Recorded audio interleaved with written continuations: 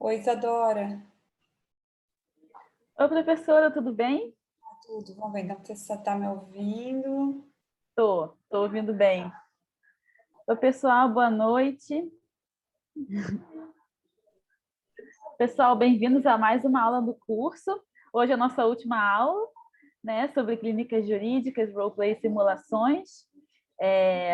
Bom, agradeço a vocês a presença durante todos esses dias, a participação, o engajamento, que foi muito bom, tanto para vocês quanto para a instituição, e também vai ser muito bom para os nossos discentes. Acho que foi uma semana de muitos aprendizados, e hoje a gente vai aprender ainda mais um pouco com a professora Thaisa, Thaisa, e não só pouco, na verdade muito. Acho que eu vou passar pela palavra. Professora, qualquer ajuda que você precisar, qualquer coisa, eu estou por aqui, tá bom? Compartilhamento de tela. Acho que eu vou te deixar de co-host para você compartilhar a tela também, tá bom? Tá, isso é se eu puder, porque eu tenho, vou tentar fazer isso, né? Compartilhar minha tela em alguns momentos. Eu só não sei, no Zoom, se eu compartilho tela, eu não vejo as pessoas, né? Depende. Eu compartilhei aqui uma hora antes, eu fiz um treinamento aqui, um teste, e eu consegui. Tá. Mas vamos ver. Tá. Qualquer coisa você Não, me fala. bem, tá bom. Então tá, vamos começar, né? Porque a gente tem 6 horas e 3 minutos, a gente tem até as 7h30. Então, vamos ver o que a gente consegue desenvolver até lá. Então, primeiro eu queria agradecer o convite, né, na pessoa da Isadora e da Mariana Pares, que estão aqui com a gente, que me fizeram esse convite. Fiquei muito feliz em poder compartilhar algumas coisas aqui, poder ouvi-los também. O que eu ia pedir, assim, quem estiver participando, se puder colocar, assim, de que área que é, da aula de quê, né? Eu acho que isso já pode ajudar também enfim, a entender um pouco, sei lá, se a maioria é da área de direitos humanos, tem gente de direito privado, direito público, processual, né? Para a gente poder também pensar como, enfim, para eu ter insights aqui para poder trazer mais informações pertinentes, digamos assim, né? Para quem está participando. Então, quem quiser, puder ali no bate-papo, né? Se manifestar, eu acho que pode ser bem bacana também, tá? Então, assim, vamos ver se eu já compartilho minha tela aqui. Vamos ver se vai dar para a gente trabalhar assim. Eu queria, então, assim, preparei aqui para vocês um material inicial. Eu não vou usar todo o tempo o PowerPoint, mas a gente vai conversando, assim. Mas eu queria primeiro, então, além de agradecer, parabenizar pelo evento. Fiquei muito curiosa, talvez vocês possam me dar algum feedback do que vocês tiveram vi que vocês tiveram uma aula sobre aprendizagem baseada em projetos e problemas, né, se eu não me engano. Talvez a gente dialogue em alguma medida com algumas coisas aí que eu vou apresentar. Fiquei curiosa, realmente, assim, para saber o que foi tratado, né? A minha ideia é fazer uma exposição em 2 momentos, assim, numa parte mais, primeiro, teórica, né? Apresentar as clínicas jurídicas, afinal de contas, o que elas são, mesmo para quem trabalha, tem as clínicas jurídicas como objeto de análise, de pesquisa, né? Não é uma questão tão evidente, mas ela é necessária, né? E vou passar um pouco pelas chamadas metodologias ativas, experienciais, né? Para depois trazer o que eu acho que talvez vocês mais esperam, que eu acho que eu esperaria de uma intervenção como essa, né? Enfim, quais são as ferramentas que eu posso utilizar na prática pedagógica, né? O que tem aí disponível, e aí eu vou falar, obviamente, a partir da minha experiência, e vou falar da atuação enquanto coordenadora da Clínica de Direitos Humanos da UFPR. Já antecipo que eu não vou fazer uma narrativa assim do que deu certo, né? Vou falar, enfim, o que deu certo também, mas falar um pouco dos nossos erros, do que não deu certo, do que eu acho, por que não deu certo, avaliando isso, né? E por que eu digo isso? Porque a gente já tem tanto trabalho, né? E nesse período a carga de trabalho aumentou imensamente, né? Então, assim, ao mesmo tempo, como regra geral, os professores na área de direito não têm formação pedagógica, então a gente faz a coisa meio que assim, né? No erro e acerto, né? Tentativa e erro mesmo. Então, os professores que estão mais interessados, provavelmente os que estão aqui participando, né? tem essa pegada de querer inovar, de sair do senso comum, né? Muitas vezes o professor mesmo, a gente não atura mais a nossa aula, né? Eu lembro que tinha períodos que eu dava muitas aulas, assim, no início de carreira em geral, né? A gente assume muitas aulas. E as mesmas piadas, você dizia, meu Deus, acho que estou emborrecendo, né? Porque você fica repetindo as mesmas coisas, né? É claro que, por um lado, é super confortável, às vezes, né? Você está na correria, você não teve tempo, você consegue sair falando sobre as coisas, né? Mas a gente sabe, no final das contas, que essa, pelo menos, né, que as pesquisas indicam, não é a melhor forma de aprendizagem, né? Quer dizer, não é a única, não é exclusiva, mas, assim, tem ferramentas, tem experiências que eu acho que pode trazer alguns insights para vocês pensarem, propostas concretas, mas, por outro lado, talvez eu vou deixar umas tristes, né, para dizer que dá trabalho, não tem como, assim, eu estava pensando, eu vou tentar propor alguma coisa para facilitar a vida, porque eu acho que é isso que, enquanto professor, a gente quer, né, não venha com algo que complique minha vida, mas, assim, realmente pensar a atuação pela clínica ou a partir de algumas metodologias mais ativas, assim, dá trabalho, porque são propostas pedagógicas mais sofisticadas, né? Então, isso não significa que com a prática, com a nossa prática enquanto docente, a partir dessas ferramentas, dessas metodologias, elas vão, a gente vai internalizando isso de uma maneira. E aí, assim, eu pediria quem aqui já tem experiência com isso, quem já faz alguma coisa, ou, né, que também possa compartilhar algo nesse sentido, tá? Eu não sou formada em pedagogia, não tenho, então, assim, aqui é muito da minha experiência mesmo enquanto professora e enquanto coordenadora da clínica, tá? Então, assim, dessa primeira parte da teoria, né, eu acho que a gente tem um documento normativo que é importante, que é a Resolução 5 de 2018 do MEC, né, que, assim, fala aquilo que a gente já sabe, né, que é importante a interdisciplinaridade, a integração teoria-prática, enfim, metodologias ativas, essa transversalidade da graduação com a pós-graduação, né, porque muitas vezes fica isso, assim, a graduação fazendo uma coisa mais básica e a pós-graduação aquilo que é o nobre, né, da academia, da pesquisa, a extensão, então, fica lá no lado, assim, né, quase que, enfim. Então, assim, como repensar essas coisas? E aparece aí a questão de projetos ou práticas extensionistas e clínicas, né? Que apareceu, assim, meio que, talvez, fora de contexto ou sem uma contextualização melhor, no meu ponto de vista, mas, enfim, está ali o que acaba impulsionando a atuação das clínicas. E até quarta-feira a gente fez uma live sobre clínicas e impacto social, e assim, expressivo aumento das clínicas nas universidades, né? Isso era algo que, assim, a gente sabia que ia acontecer, com essa resolução de 2018 isso acabou impulsionando, mas a questão independente de quem trabalha em clínica ou não trabalha em clínica, eu vou tentar falar um pouco da experiência clínica e um pouco para quem não trabalha em clínica, não atua, tem a sua disciplina, eu imaginei que aqui a gente pudesse ter talvez professores ou quem nos assiste, né, que não está vinculado diretamente a uma clínica, o que pode fazer, eventualmente, na sua disciplina, né, se é possível alguma coisa nesse sentido, tá? Volto comigo aqui, eu não sei se eu apareço novamente para vocês, se já está normal, assim, estou eu aqui, né? Então, assim, a primeira questão que eu me propus a responder para vocês aqui bom, afinal de contas, o que são as clínicas, né? Então, a clínica é um fazer, é uma experiência, por isso que ela está alocada no campo da prática, das práticas jurídicas, né? Então, assim como, por um lado, é difícil estabelecer os contornos exatos do que é uma prática clínica, ou do que é uma metodologia clínica, né? Ao mesmo tempo, a gente sabe que, por exemplo, um resultado de um artigo científico não é um resultado de uma prática clínica, né? Então, ele pode ser algo decorrente de uma atuação, de uma experiência clínica, né? Um fruto importante, né? Essa documentação, esse relato. Mas ele não é por si só isso, né? Ao mesmo tempo que, digamos assim, a pura atuação do professor em sala de aula, modelo tradicional, né, de exposição, né, também não é algo, assim, próprio de uma atuação clínica.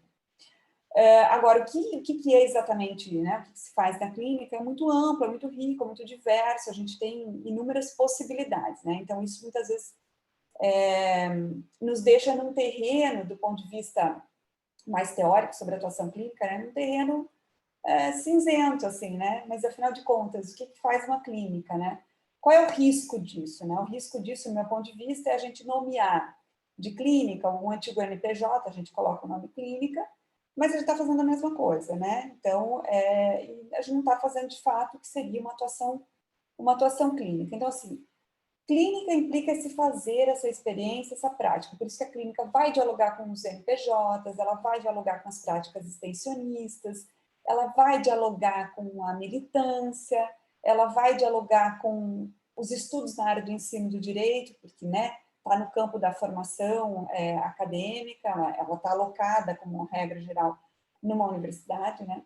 Mas eu acho que a clínica é importante pensar em dois aspectos, do ponto de vista interno e do ponto de vista externo. Então, do ponto de vista interno, a clínica implica em estabelecer uma relação com o discente de protagonista, né? A ideia já bem conhecida de retirar o professor do centro, né, das práticas de ensino-aprendizagem, né, e colocar o aluno nesse espaço. E utilizar metodologias chamadas experienciais ou ativas, né? Então, esse é, digamos assim, talvez uma base, um pilar do ponto de vista interno. É isso que vai gerar, o que é extremamente fundamental para a prática clínica, que é o impacto pedagógico, né? Então, a clínica tem esse compromisso, por um lado, do ponto de vista interno, com o impacto pedagógico.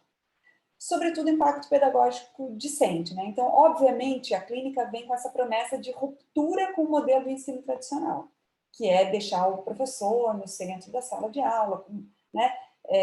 Com esse modelo, digamos assim, de ensino fundado na ciência moderna, que é aquela ciência que vê sujeito e objeto como separados, que entende, por exemplo, que o conhecimento está fora, né, do sujeito, que o aluno é um aluno ignorante, né? Ou seja, quem sabe contratos, quem sabe direito de família, é o professor, ele está ali para ensinar o aluno. E nesse processo, convenhamos, né? Ele não é algo, a gente critica esse processo, mas é o que talvez majoritariamente acontece nos bancos, né, das universidades, pelo menos das faculdades de Direito. Enquanto professor, a gente tem que reconhecer também que é um espaço de, digamos assim, de massagear o ego, né? Porque o professor chega, né, muitas vezes ele precisa dessa segurança de que ele está ali, ele sabe, ele vai transmitir conteúdo. E muitas vezes essa aula expositiva ela é necessária também. Mas romper com esse modelo de ensino tradicional implica romper com esse pressuposto, que muitas vezes a gente trabalha com metodologias ativas, mas lá no fundo a gente continua, digamos assim, tomando como pressuposto epistemológico essa noção de ciência moderna no ensino do direito, né? Então, assim, pouco importa a trajetória daquele aluno, daquela aluna, pouco importa os conhecimentos de base que ele ou ela tem, que eles carregam, né, no momento das metodologias de ensino e aprendizagem. Então, assim, eu posso utilizar roleplay, eu posso utilizar simulação, eu posso utilizar metodologias clínicas, mas se aquilo ali ainda está internalizado comigo, se eu carrego isso comigo, vai ser muito mais difícil, né?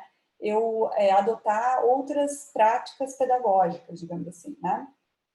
Então, pensar isso nos faz sair de uma zona de conforto, né? Porque, bem ou mal, o professor ele tem esse status hierárquico, ele tem, né, esse espaço, eu diria assim, sedutor, inclusive, em sala de aula, né? Então, romper com essas noções, criar um espaço mais paritário, se colocar numa posição de que a gente pode ter conhecimentos técnicos, mas muitas vezes a solução, né, dos casos ou de uma estratégia empírica, né, porque muito é isso ali que a gente não sabe bem o que vai acontecer no final, assim, nem sempre às vezes vai dar certo, e isso faz parte do processo, né? Nem sempre o que eu vou falar para vocês aqui, eu vou falar de algumas experiências que eu tive que não deram certo, que não foram boas, que foram horríveis, aliás, né? E faz parte do processo, porque é isso que a gente tem na vida real, é isso que a gente vai acontecer na prática profissional, nossa, dos alunos, né? E a gente tem que lidar com isso. Às vezes a gente não vai ter a melhor solução, a gente vai ter a menos pior, e é isso que temos, né? É isso que faz parte desse, digamos, também de se jogar na vida, né? De assumir que os erros, eles fazem parte também da prática pedagógica, né? Então, eu estava falando para vocês que clínicas jurídicas implica esse fazer, né, essa experiência, essa prática, e que ela tem um compromisso muito grande do ponto de vista interno com impacto pedagógico. E para que isso aconteça, os pilares são, né, enfim, metodologias experienciais ativas e o protagonismo discente. Do ponto de vista externo, as clínicas têm um compromisso muito grande também com o impacto social. E quando a gente fala em impacto social, né, a sociedade, grupos de pessoas, instituições as quais eu possa representar numa atuação clínica específica, né, isso implica dizer que, do ponto de vista externo, a clínica vai ter que apresentar aos seus alunos e alunas um resultado, né, um resultado para a sociedade. E um resultado não é simplesmente uma petição que eu vou, né, entregar para o professor, não é um simulado que eu vou fazer na universidade e que o professor vai avaliar e que vão participar os professores. Isso pode compor, digamos assim, uma fase da atuação clínica. Mas a atuação clínica, nesse aspecto, ela não vai se confundir, né, com o chamado roleplay, nem vai se confundir com a simulação. A clínica, a atuação clínica, ela é maior que isso, né? Porque eu posso utilizar uma simulação ou roleplay se eu quero capacitar os meus alunos, os integrantes da clínica, por exemplo, a ter um olhar mais empático em relação às pessoas, né, as quais eles vão representar ou com as quais eles vão trabalhar, a entender, digamos assim, essa figura que a gente chama, né, de persona, mas que, né, se utiliza aí de várias características para a gente entender, por exemplo, o grupo de mulheres em situação de violência, né, um grupo de, sei lá, população indígena que sofreu aí alguns danos, né, na sua, enfim, área ambiental, alguns direitos, né, ou o que for, né, um grupo de alunos da educação básica, né, vou fazer um trabalho de street law, por exemplo, né? Então, eu posso me utilizar dessas ferramentas, digamos assim, né, pedagógicas, que são metodologias ativas, mas não necessariamente elas têm como resultado uma entrega de um produto para a sociedade, né? A gente pode discutir isso, talvez, depois, mas isso é importante, porque se a gente for lembrar que a clínica tem esses dois, né, braços, do ponto de vista do impacto pedagógico e do impacto social, vocês vão convir comigo que uma simulação, por si só, ela pode ser super impactante para os alunos e para as alunas, né? Ou seja, vão fazer, sei lá, uma simulação de júri, que é bastante comum na universidade, né? Mas o que ela entrega para a sociedade? Né? Onde ela extrapola, né, os muros da universidade?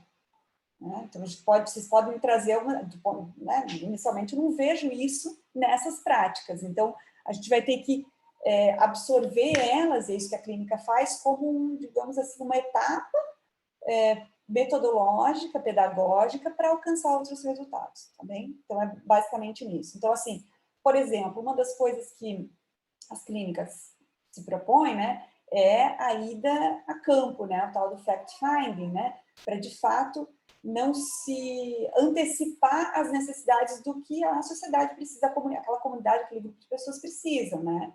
Eu já vou antecipar aqui um exemplo que eu ia dar lá no final. Eu tive um grupo de alunas que quis trabalhar com meninas institucionalizadas, né? Então, a gente formou um grupo na clínica e a ideia delas era, bom, vamos, a nossa ideia, nosso projeto, professora, para esse ano, era um trabalho anual, é agilizar o processo de adoção. Né? Vocês diriam eu diria super nobre a proposta, né? Ok. Por mais que essas alunas super qualificadas fizessem um excelente trabalho, né, para agilizar o processo de adoção, se elas não tivessem ido a campo, feito esse fact-finding, né, se elas não tivessem tido contato anterior com essas meninas e tivessem um olhar, né, uma postura empática de escuta, né, elas não teriam percebido que, na verdade, e aí foi que elas descobriram, que a proposta inicial delas não faria nenhum sentido para aquele grupo. Porque o que aquelas meninas, né, qual era a situação delas? Elas não tinham nenhuma esperança de serem adotadas. Nenhuma esperança, isso não estava no horizonte de vida dessas meninas. Porque muitas delas já tinham uma idade bastante avançada, elas sabiam que elas não seriam adotadas. Então, a preocupação delas era outra. E quando eu sair daqui, o que eu vou fazer? Então, assim, esse projeto ele mudou radicalmente, assim, radicalmente, né, para uma atuação desse grupo de alunas do direito, para trabalhar arte, dança, fotografia e outras, né, possíveis capacitações e profissionalizações dessas meninas, né, pensar a universidade, o acesso à universidade, que não tinha nada a ver e que técnica, né, digamos assim, na área do direito da criança e adolescente, ou do direito de família, pouco dialogou, né? Mas por isso que é importante esse, digamos assim, essa ida, né, esse olhar empático, e aí talvez ferramentas como roleplay ou simulação podem ajudar nesse processo, porque nem sempre, nem a gente tem esse, né, esse ouvido tão assim aberto, acolhedor, empático em relação aos sujeitos com os quais a gente vai lidar, mas a gente tem que tomar isso como pressuposto e correr atrás de ferramentas que viabilizem isso conosco, né, e com os nossos alunos, tá bem? Bom, dito isso, então, se a gente for pensar nesses dois pilares de impacto pedagógico e impacto social, a gente vai ver que as clínicas dialogam muito, como eu falei antes, com os NPJs, elas vão dialogar muito com as, né, as práticas, chamadas práticas extensionistas, mas elas vão muitas vezes se diferenciar, elas vão trazer outros, né, digamos, com os SAJUPs, né, também assessoria jurídica popular, outras possibilidades que a gente tem dentro da academia. Uma pergunta que a gente pode fazer aqui é possível aplicar metodologias clínicas em disciplinas, digamos assim, isoladas?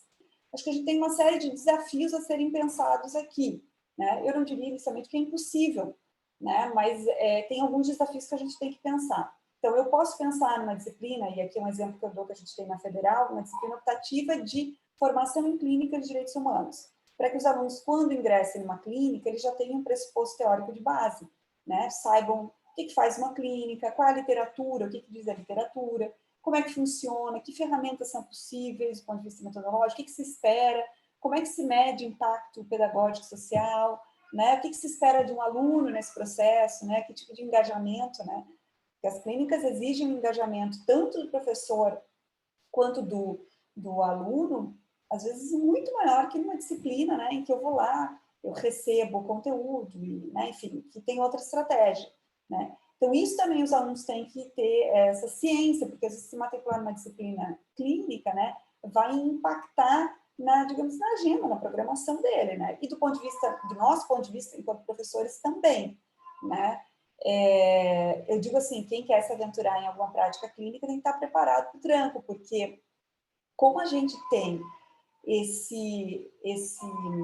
essa responsabilidade ética, né, com o impacto social que a gente vai gerar nesse grupo de pessoas da sociedade, isso implica, no final das contas, o seguinte: se o meu grupo de alunos e alunas não conseguirem desenvolver um trabalho à altura da demanda que essa comunidade estava esperando, muitas vezes é o coordenador da clínica, os professores, ou às vezes ele vai ter que viabilizar por meio de outros integrantes de um grupo de pesquisa que ele tem mais próximos, de colegas, enfim, para realmente, assim, desculpem a expressão bastante chula, mas para se virar nos 30 para dar conta de entregar um resultado à altura daquilo que aquela comunidade esperava. Né?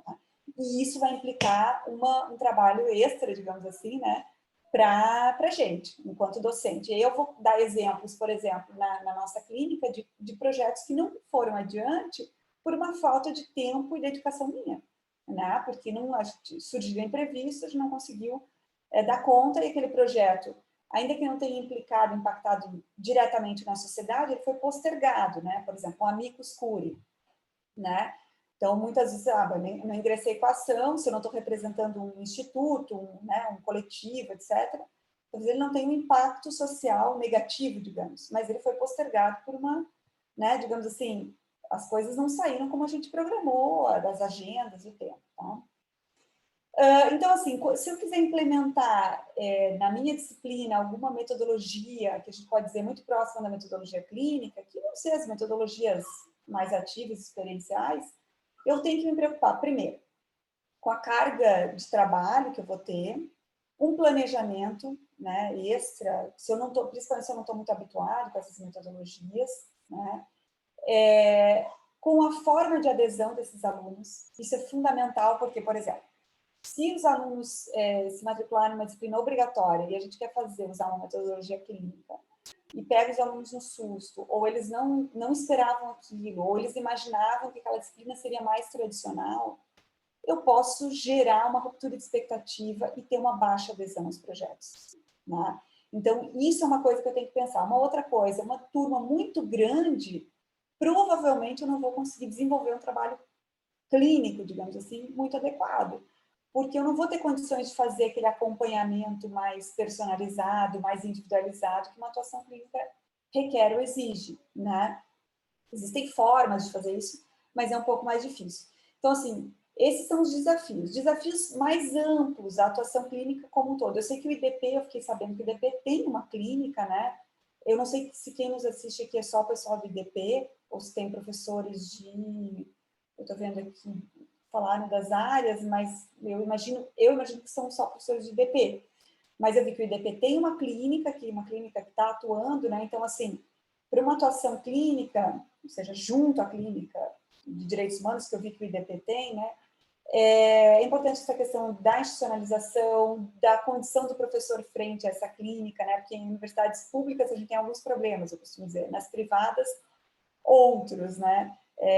Sei lá, a clínica toma muitas vezes a cara do professor que coordena, ou das pessoas que coordenam essa clínica, né? O que eu diria assim, é quase que esperado, né? Porque eu não vou trabalhar com um tema que me exige uma atuação de ponta, né?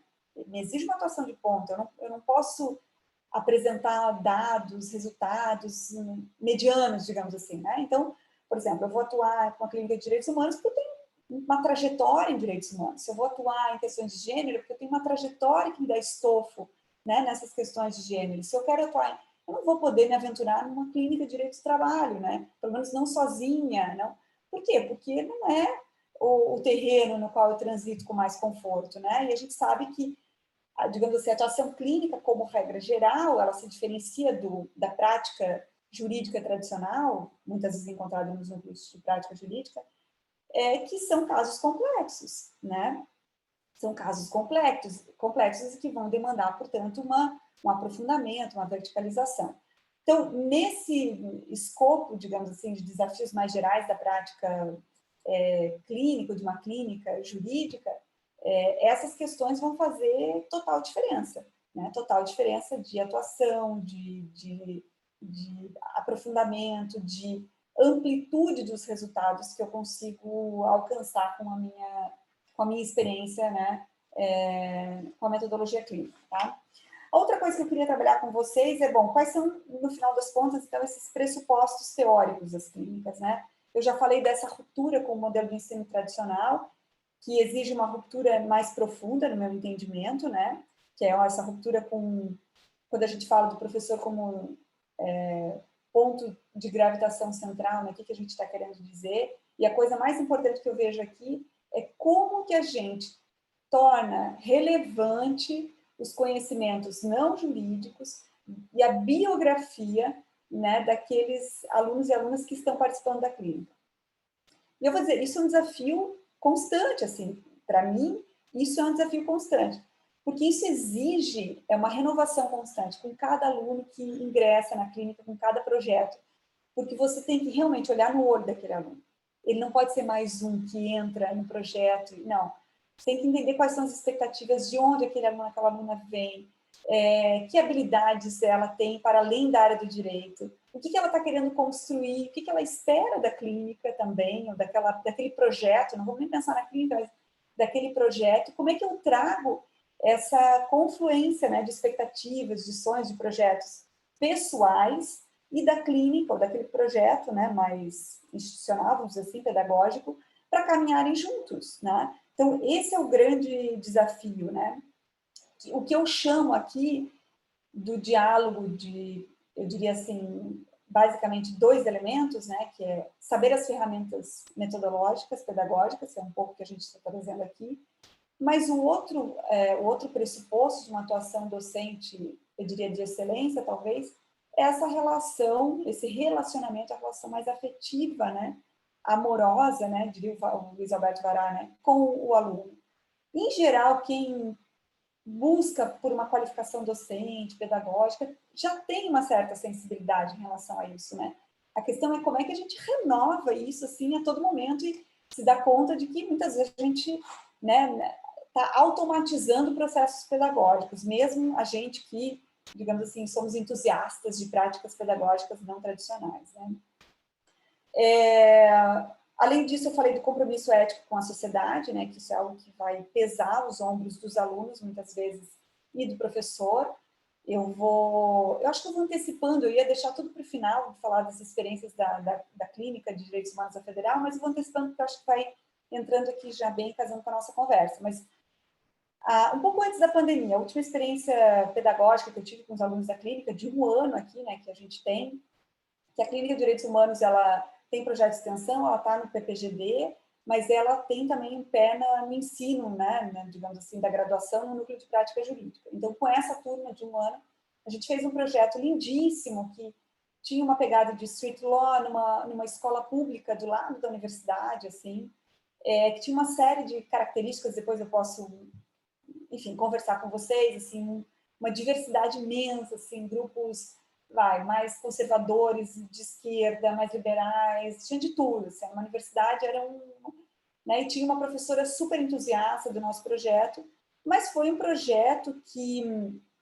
acarretou, a gente teve algumas dificuldades de implementação, por exemplo, a gente pautou a questão né, dos estudos de gênero, dos direitos sexuais e reprodutivos, a gente tinha professores totalmente resistentes a essa pauta, né? Tanto que a gente teve que repensar, por exemplo, o uso da palavra gênero para ingressar em campo, né? E para não gerar de partida, digamos assim, um afastamento tanto de outros professores.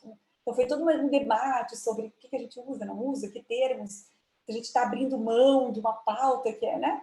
Enfim, mas no final das contas foi um dos melhores projetos que aconteceu, mas ele gerou uma carga de trabalho na equipe imensa, né? Então, assim, isso foi tão visceral a participação dos alunos, a gente tinha uma aluna trans, tinha uma aluna que tinha todo um trabalho com arte, tinha uma aluna que era super militante, então eram alunos extremamente engajados, mas, digamos assim, em que pese todo o engajamento deles, isso não excluiu, digamos assim, um peso, eu diria, talvez extra, inclusive, em relação até à saúde mental deles, assim, né? Porque foi um projeto, assim, que exigiu muito, e ao mesmo tempo que eles queriam, mas fez com que eles abrissem mão de outras disciplinas, digamos assim, que não interessavam tanto, mas isso pesou no final das contas, né? Então, foi todo um trabalho ao término do projeto, que, no meu entendimento, foi super exitoso, mas de avaliar muito abertamente quais os impactos, não só sociais, se fosse sociais eu diria, ok, eles foram importantes, foram expressivos, mas os impactos pedagógicos, inclusive em relação à saúde mental. Então, assim, para mim, enquanto professora, qual a lição que ficou disso, né? Como modular a carga também de um projeto, né? Porque às vezes a gente é tão entusiasta daquele tema, é tão, né? Mas o que ele pode acarretar? Em geral, a gente diz, os alunos não são tão engajados, não, né? A gente tem desafios de engajamento, né? Tem. Mas vejam aqui, para mim foi um caso assim fora da curva, né? Foi um caso que no final das contas eu me peguei, onde eu errei em exigir demais os alunos, que cuidados que a gente tinha que ter tido, que reuniões, né, entre eles, no final eram alunos todos assim muito muito alinhados do ponto de vista ideológico, inclusive, mas tiveram diferenças aí.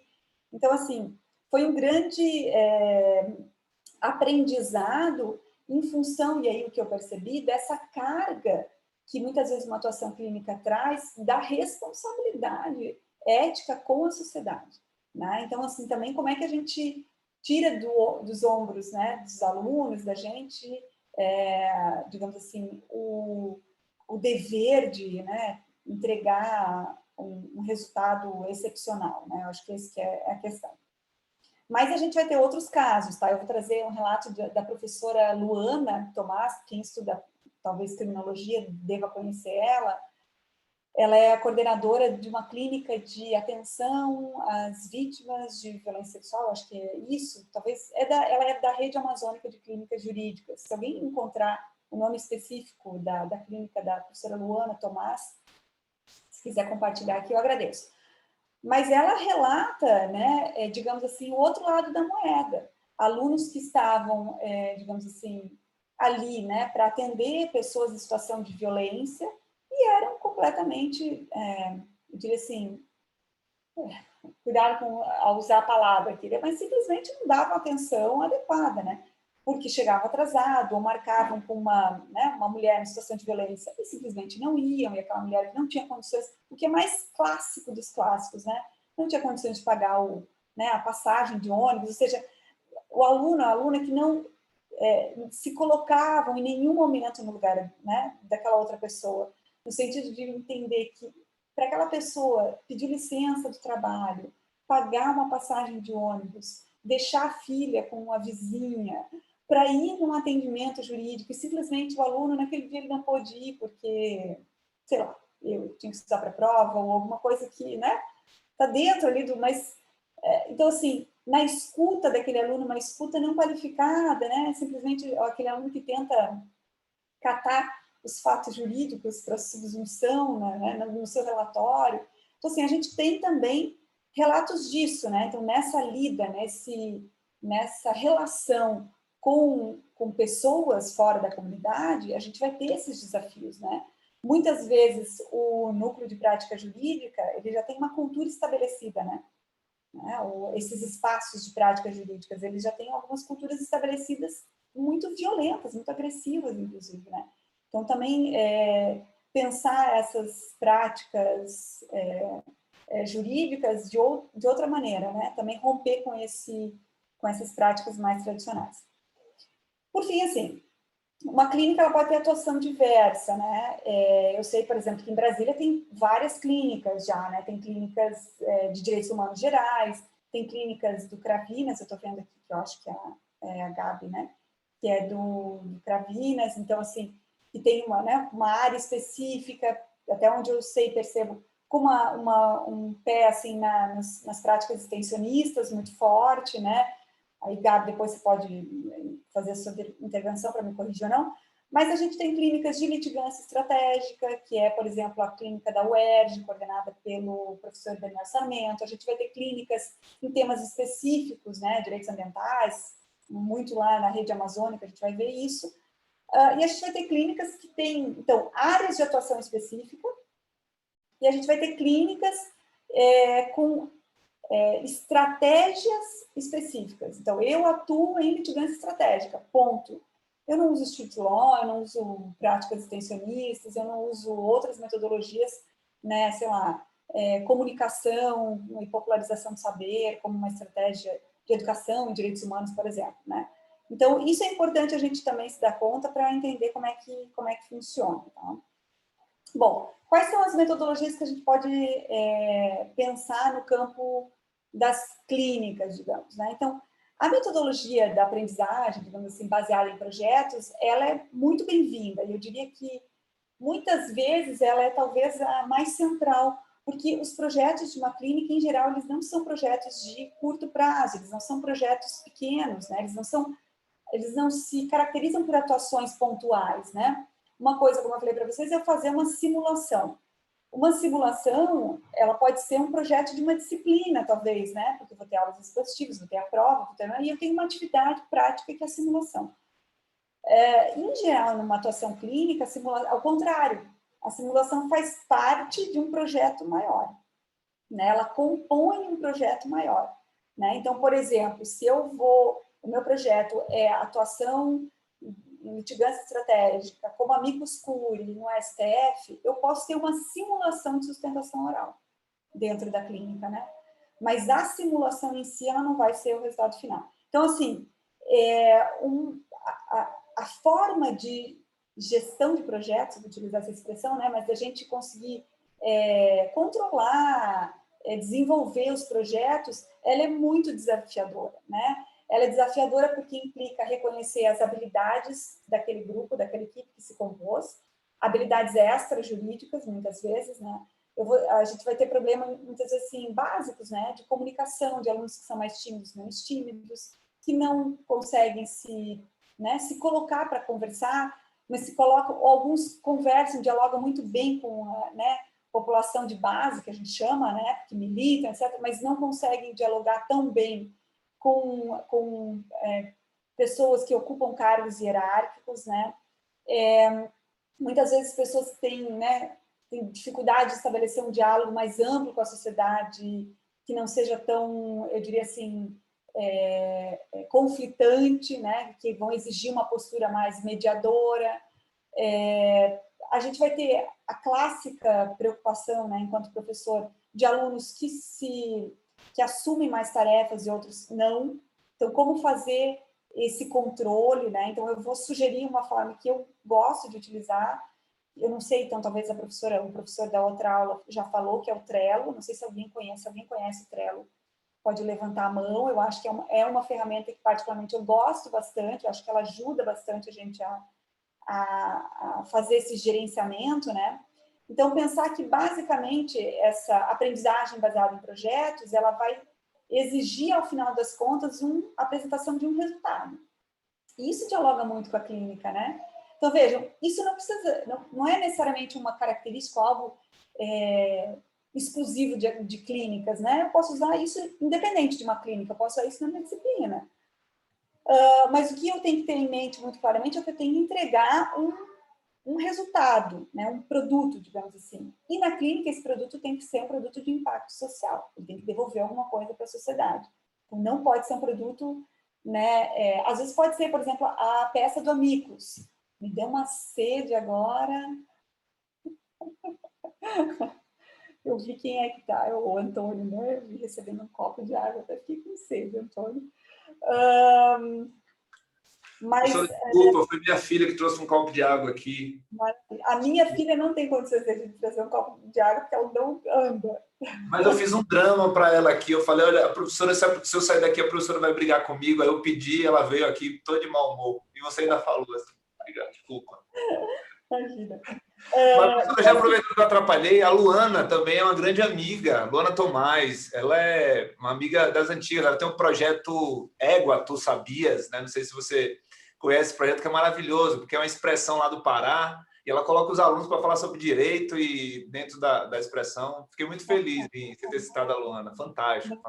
A gente tem um vídeo dela falando, inclusive, no canal da clínica do YouTube. Ela relata como é que é. Ela faz toda uma crítica a essa forma, essa postura, né, de muitos alunos nos núcleos de prática, no atendimento em relação aos assistidos. Porque, enfim, porque essa automatização, né? Que nós todos estamos assim, sujeitos, em alguma medida, né? A automatizar processos, né? Pedagógicos, enfim. Então, a crítica nesse caso. Mas, voltando, então, a essa aprendizagem baseada em projetos, ela vai ter como escopo, como finalidade última aí, a apresentação de um resultado. E a gente pode ter, e aí gostaria que vocês indicassem, mas, enfim, né? Experiências infinitas, assim, né?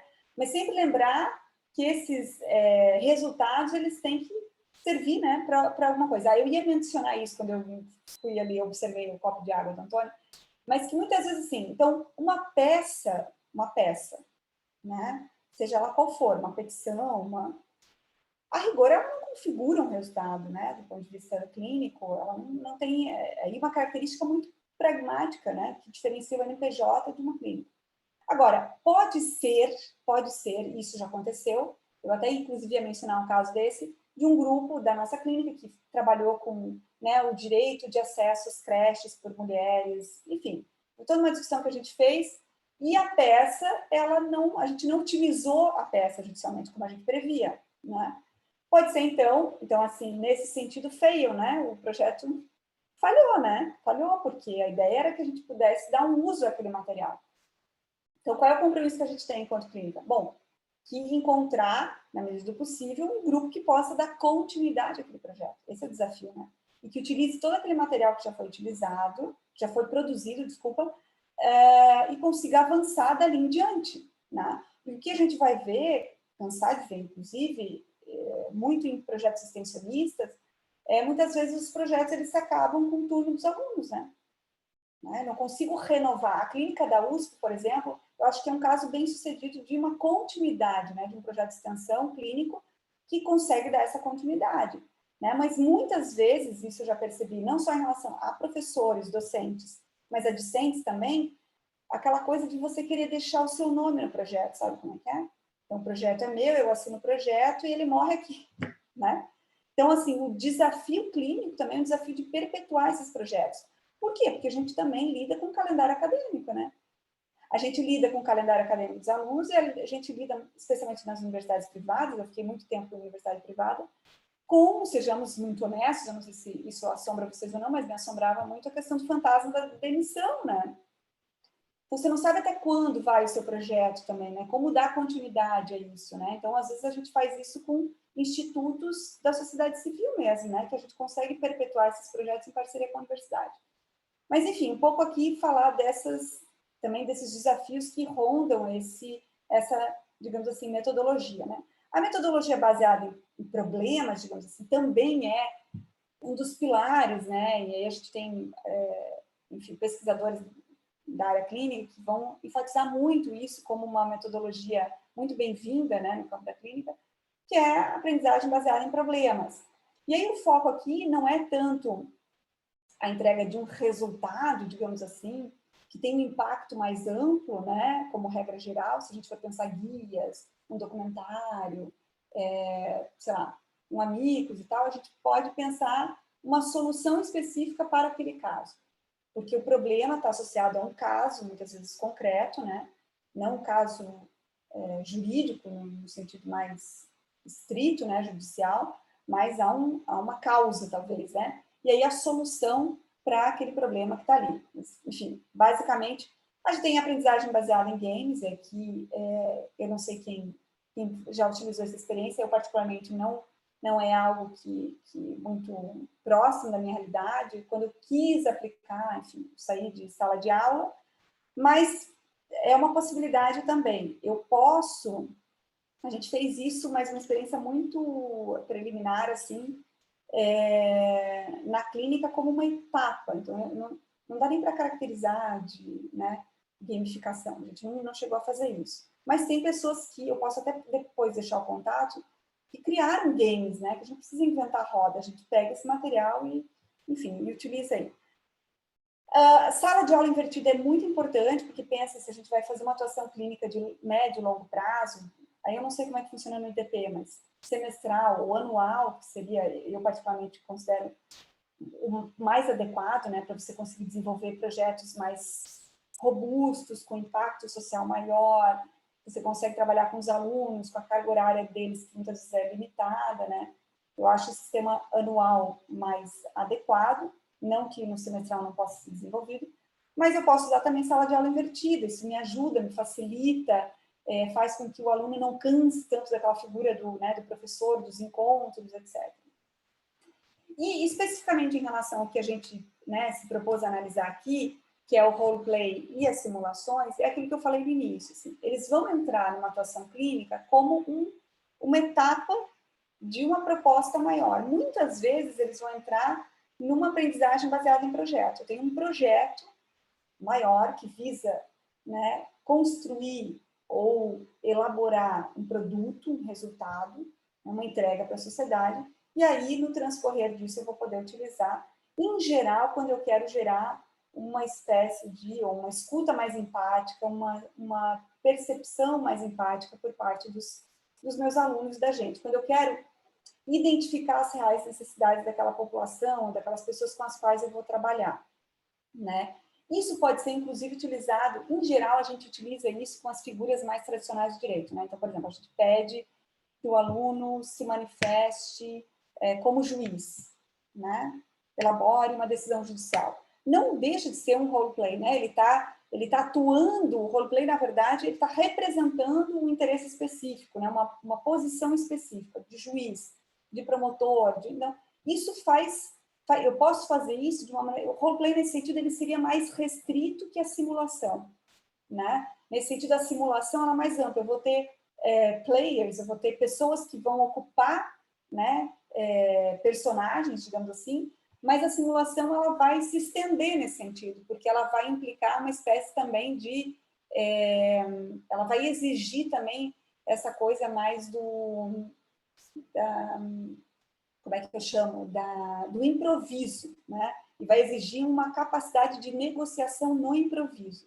Né? Então, o roleplay, ele é mais estático, digamos assim, né? Eu digo, você vai produzir aquele material com base nos interesses daquela figura, daquela persona, né? Daquela função, digamos assim. né? E aí ele tentar identificar o melhor, qual seria a postura adequada, os interesses legítimos que ele vai defender ou algo nesse sentido. Já a simulação, que é o que a gente teria de mais tradicional no direito, seria, sei lá, uma simulação de júri, de uma audiência, de uma sustentação oral, de uma, né?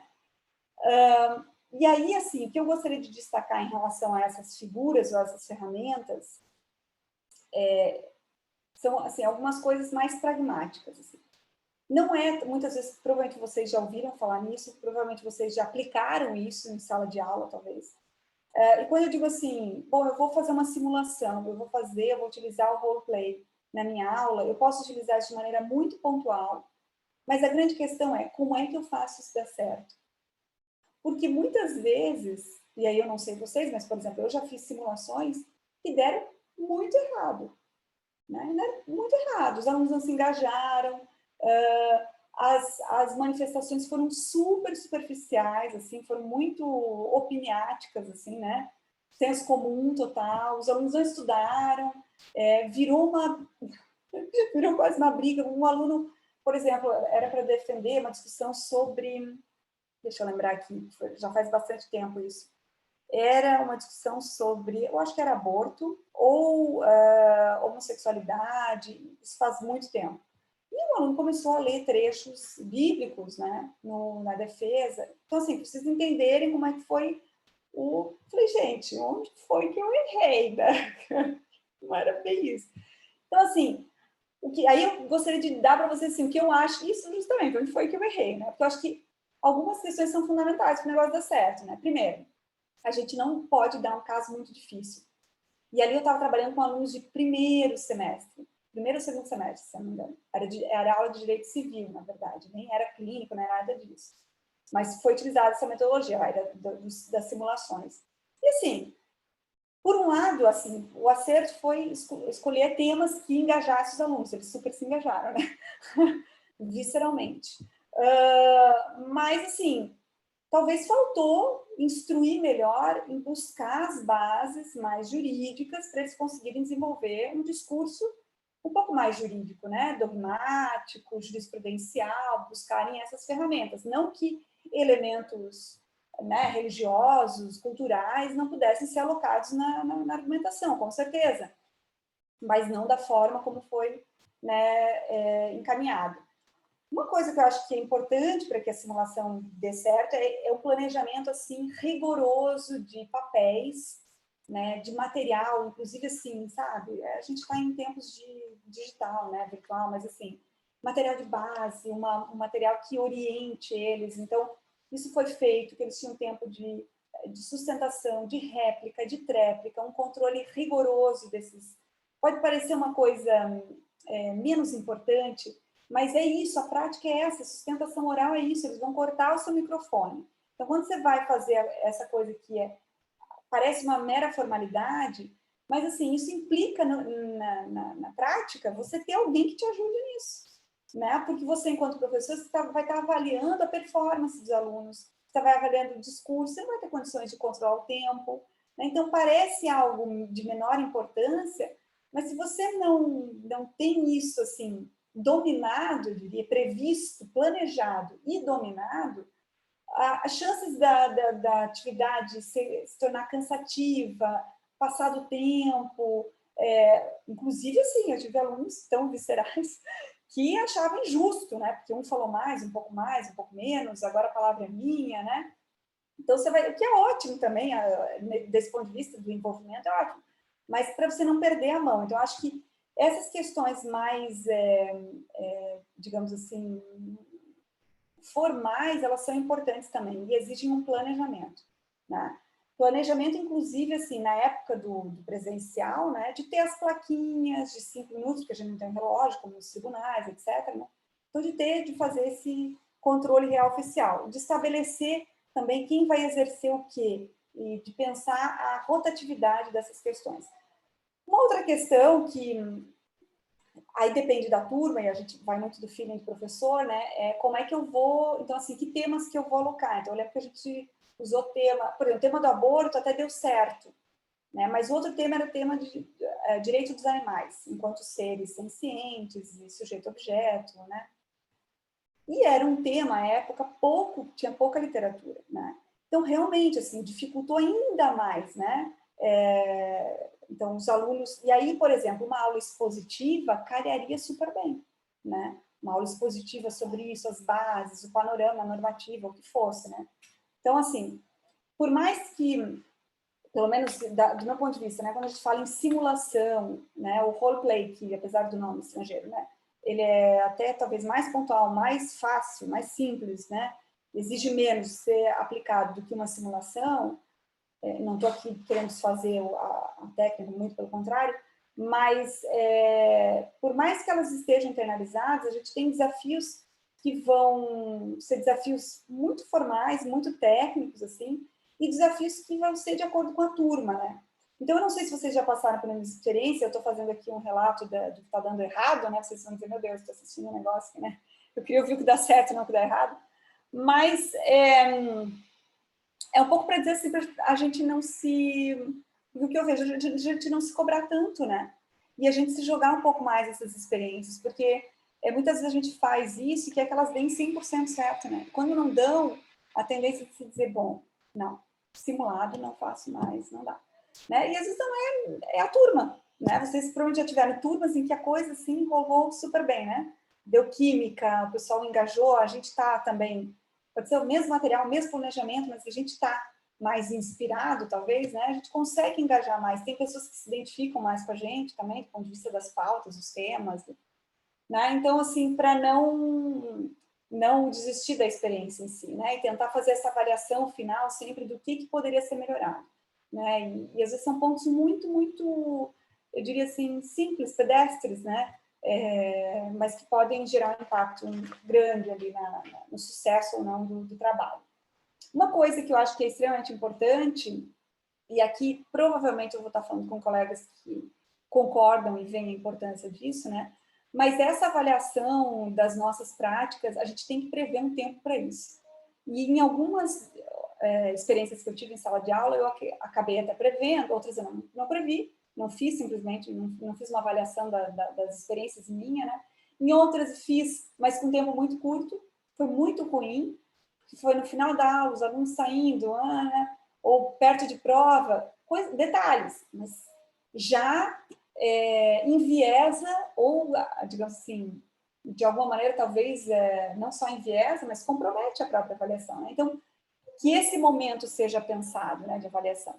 E um outro momento que é importante, veja, no final das contas, por isso que eu digo, a gente precisa de um ano, assim, né, particularmente, eu acho, se não mais, um projeto até de período maior, porque você vai prever avaliação, você tem que ter tempo para avaliação, você vai prever, e é outra coisa que eu gostaria de destacar aqui, que é a documentação dessa experiência, né?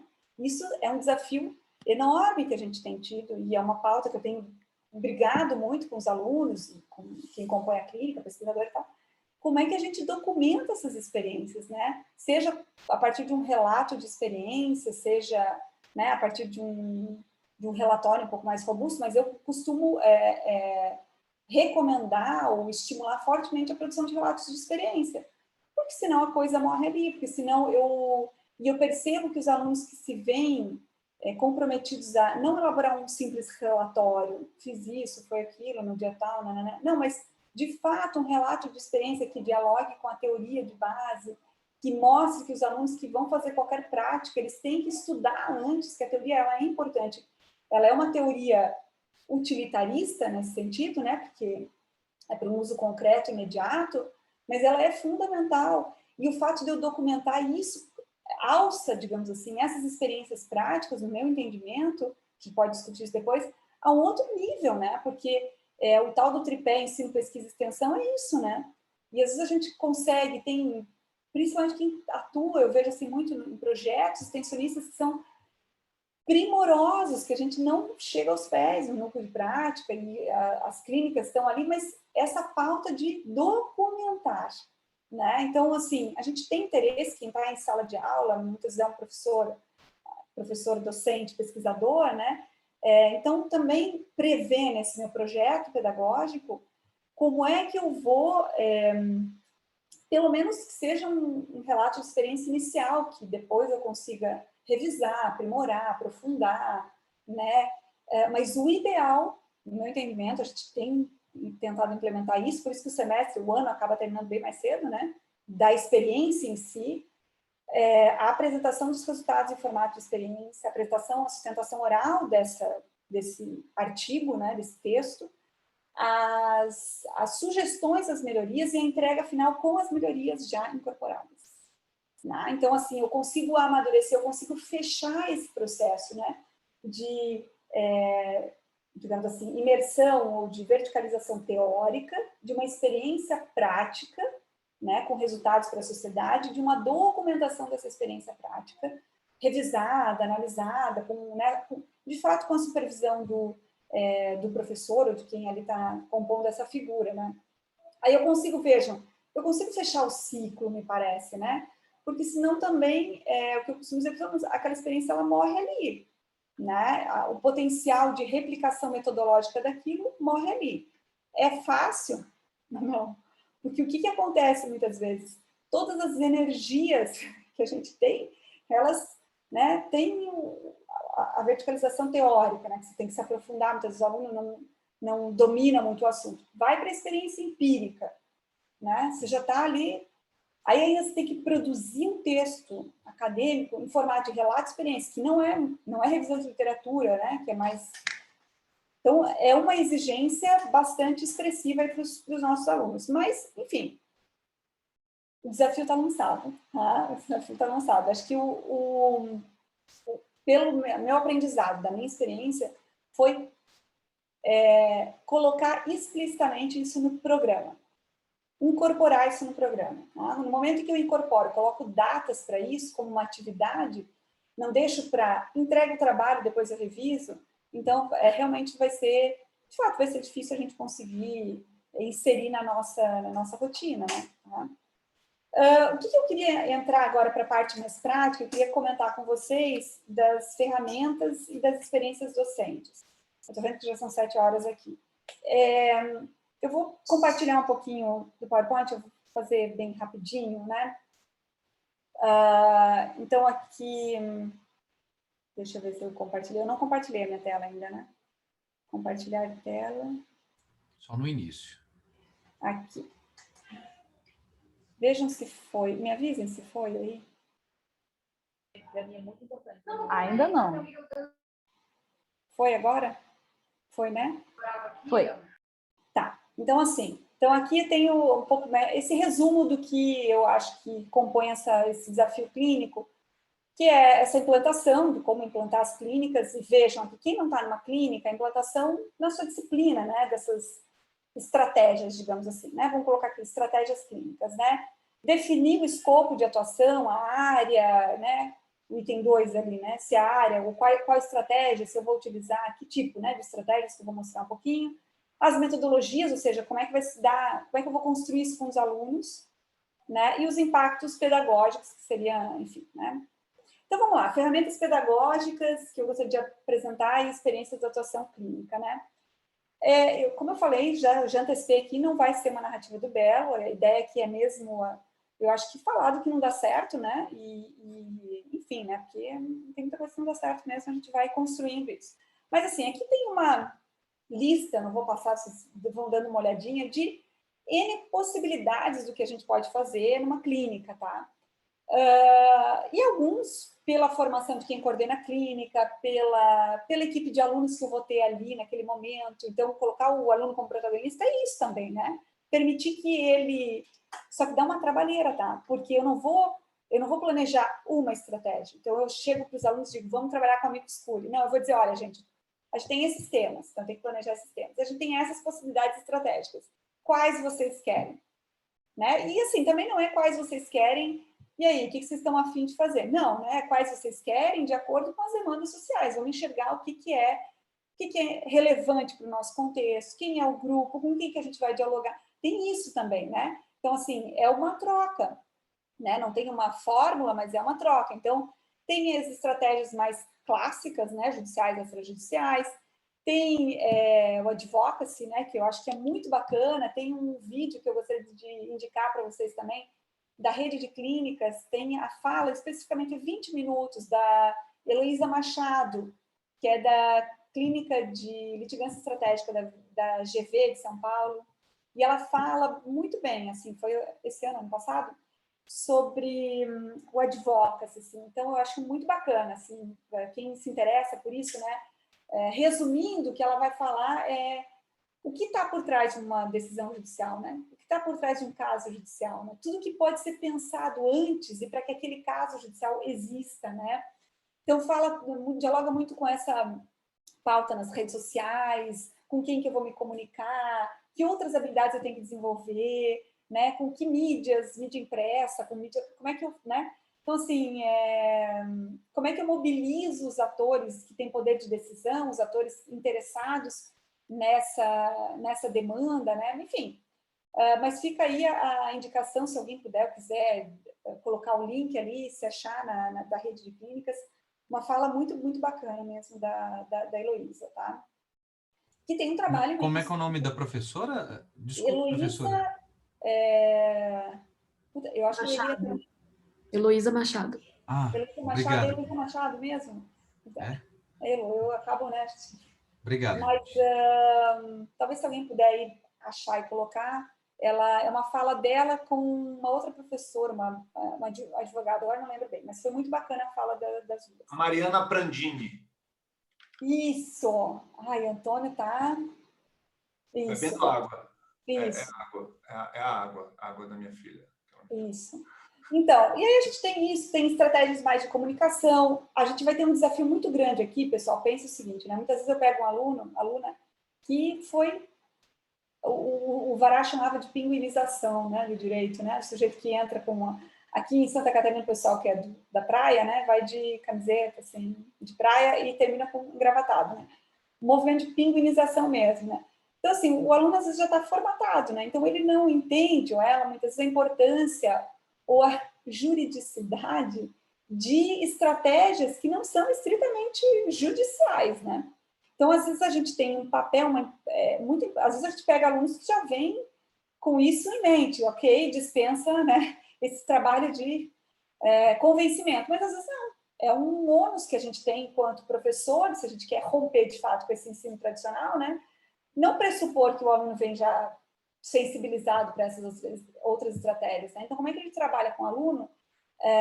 O ano passado a gente fez drops para a rádio da universidade, uma rádio que, na verdade, é uma rádio comercial, que tinha um perfil muito específico de públicos A, B, né, jovens, assim, de 30, 40 anos, de esquerda, de direita, era bem o mainstream, assim, e a gente conseguiu, com a rádio, para elaborar drops sobre direitos das mulheres, aborto, enfim, temas que, né, em geral, não entram nesses.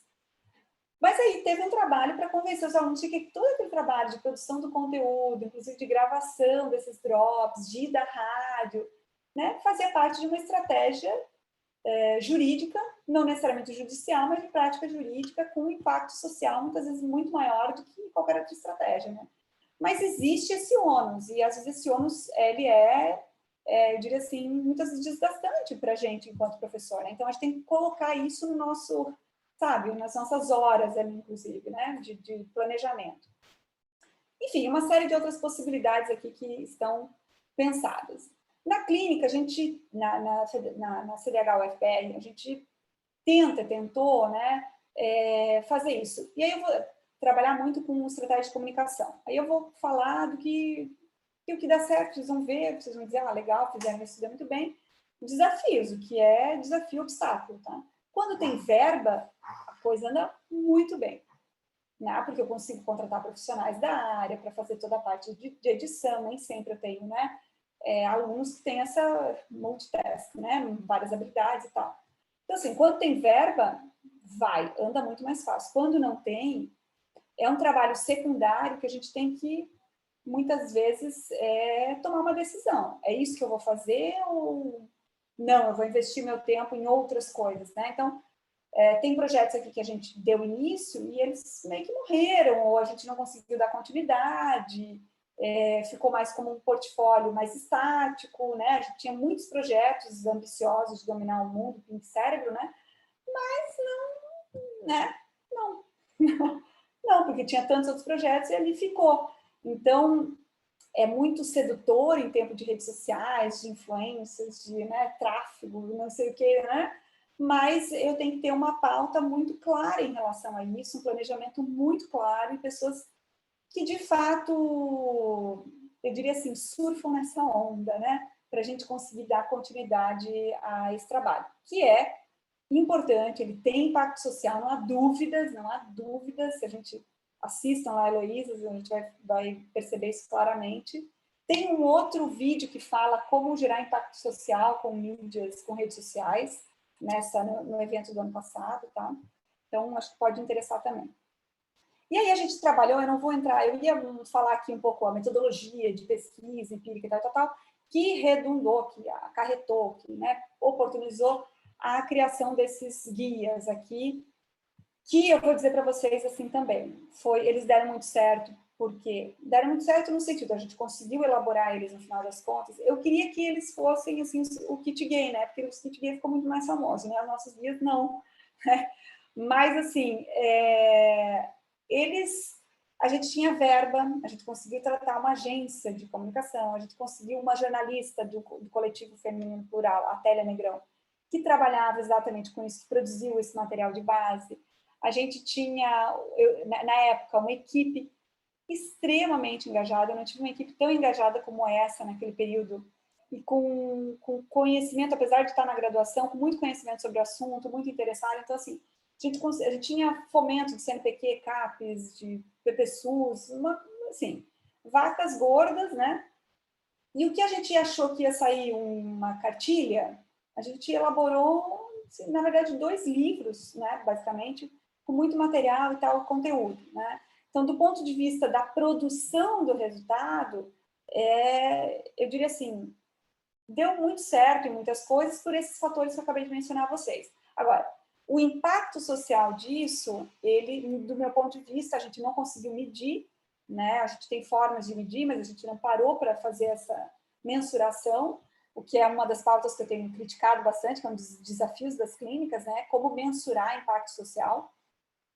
Mas a gente pegou toda a onda neoconservadora, eu poderia dizer assim, de resistência, fragilização, retrocesso, que vocês quiserem, em relação aos direitos sexuais e reprodutivos. E aí foi muito difícil a entrada com esse material em escolas, com profissionais da saúde, que era a nossa meta, a nossa proposta, né? Então, nesse sentido, a gente ficou aí com material, talvez, que poderia, a gente imaginava que teria muito maior impacto, teria muito mais entrada e acabou não acontecendo. E aí também, assim, só voltando, a gente, né, não teve mais verba, tá? Não teve mais fomento. Não sei quem aqui trabalha com projetos, CNPq, enfim, não teve, né? E a situação mudou radicalmente para quem trabalha com essas temáticas, né? Então, isso é uma questão de contexto, né? E eu tenho que levar isso em consideração. Porque, aliás, eu vou deixar vocês meio tontos, né? Mas, porque, aliás, é isso. Quando a gente fala em clínica, existe todo um movimento meio que comparando, é uma promessa que as clínicas carregam, né? De inovação com o ensino do direito, né? E isso vem muito dessa influência norte-americana, sem dúvidas, europeia também, mas sobretudo norte-americana, da origem das clínicas, né? E aí é muito importante que a gente tenha uma plena ciência de que o nosso contexto social é outro, né? Universitário, de fomento das clínicas, né? De alunos que não ficam o tempo integral, né? Então, lá nos Estados Unidos, os alunos ficam 1 ano tempo integral, tem clínicas que exigem que os alunos tenham carro, né? E aí você vai colocar isso na realidade brasileira, eles têm verba, né? Então é óbvio que eles vão poder viajar para a África, para, né, identificar os problemas, voltar, fazer os trabalhos, né? Então, assim, aqui tem uma questão, né, de base que a gente não pode estabelecer os mesmos, digamos, as mesmas expectativas em relação ao que uma clínica norte-americana produz e impacta e que uma clínica aqui no Brasil produz e impacta. Particularmente, eu acho que a gente produz e impacta muito com pouco que tem, né? A gente tem alunos, muitas vezes, que não têm disponibilidade, que não têm condições, que faz estágio, que estuda, né? A gente tem outros alunos que têm condições, que se engajam, que são 100% estudantes, né? E a gente faz assim, quem é professor, né? Ama, mas não são todos, então a gente tem que lidar com essa realidade se a gente quiser provocar microtransformações de ruptura, eu diria, tá? Então, assim, a gente trabalhou com uma série de outras coisas, a gente produziu, eu não vou passar aqui, tem lá no nosso canal do YouTube, vídeos curtos, que são, na verdade, o que deu mais, assim, visualizações do nosso canal, a gente nem imaginava que teria tantas visualizações, a gente estava muito humilde, né? Achando que, algumas pessoas iam ver, a gente vai passar nas salas, enfim. E teve uma repercussão até bacana, assim. E a gente produziu um documentário também, que aí eu vou dizer aqui, foi um desafio imenso para a gente, assim, que é para mim também, para os alunos do direito, que não sabiam nada de cinema, a gente tinha verba, a gente contratou cineasta, mas todo o processo foi desafiador. Então, esse foi o documentário Além da Lei, o Aborto Legal no Brasil, que a versão curta está disponível no YouTube. Então, essa era a ideia desde o início, né? Mas, em outro momento, talvez eu possa falar dos percalços, dos bastidores de como foi a produção disso, né? Dos desafios imensos, assim, mas deu um resultado, particularmente, foi muito prazeroso produzir isso, né? Para o Lattes não conta nada, né? Então, foi o maior trabalho que acho que eu tive, né? Talvez maior que a tese, né? Imenso, assim, foram anos de fato produzindo, até sair, fechar, e isso, né? O Lattes não considera muita coisa. E a gente tem que lidar com isso, escolhas, né? O lobby, daí, o Amigos que a gente usou no STF, uma coisa que eu queria mencionar a vocês aqui, dizer, um pouco aqui eu estou colocando as produções que a gente fez, publicação, né? Então, a produção bibliográfica, ou seja, aqui é para dizer, a nossa trajetória é o que vai permitir, por exemplo, a gente trabalhar em temáticas, nesse caso aqui, né?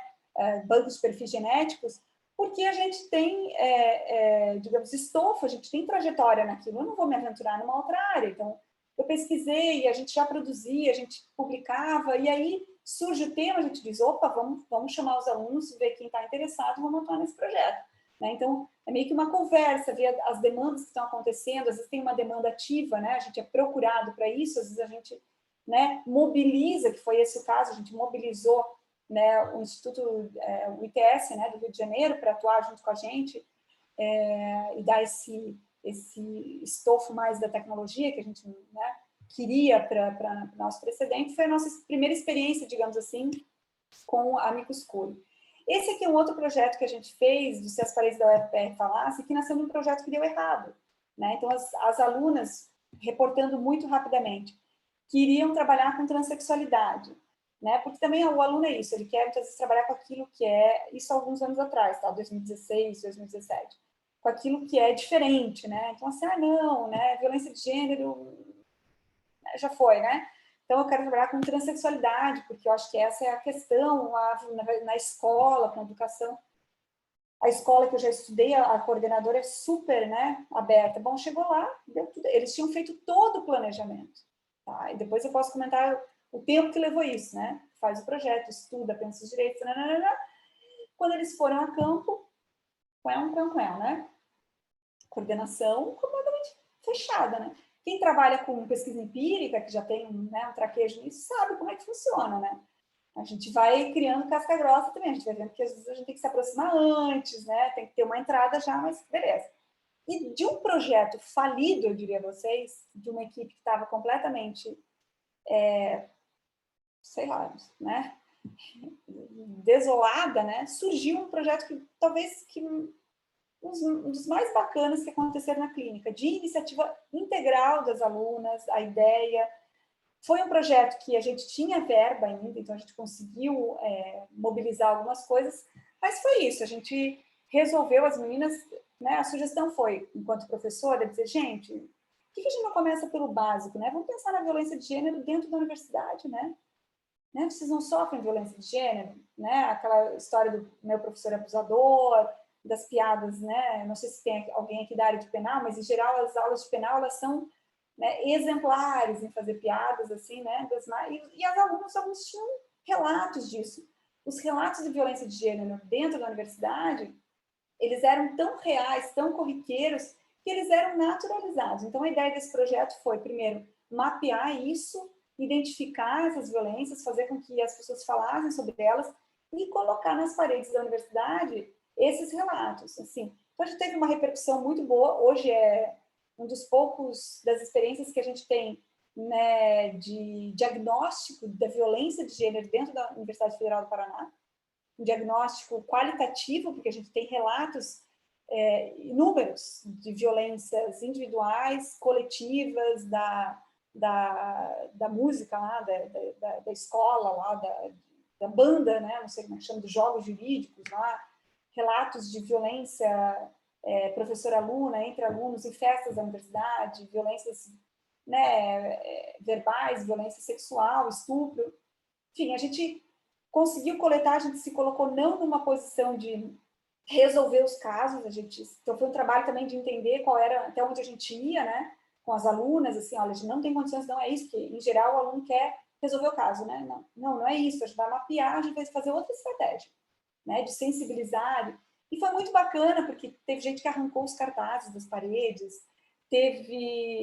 aconteceu de tudo, então assim, gerou o impacto que a gente queria, não foi uma iniciativa, né, completamente, a gente não inventou a roda, a gente buscou universidades que já tinham feito, outras universidades replicaram essa metodologia, esse material, vejam, de criação das alunas, serviu de base para uma atuação institucional da Universidade Federal do Paraná, na elaboração de uma superintendência da diversidade, que trabalha com questões étnico-raciais, indígenas, quilombolas, LGBT, deficientes, superdotados. Então, assim, dentro das questões de gênero, então, esse material deu um suporte para as políticas que a gente estava desenvolvendo ali.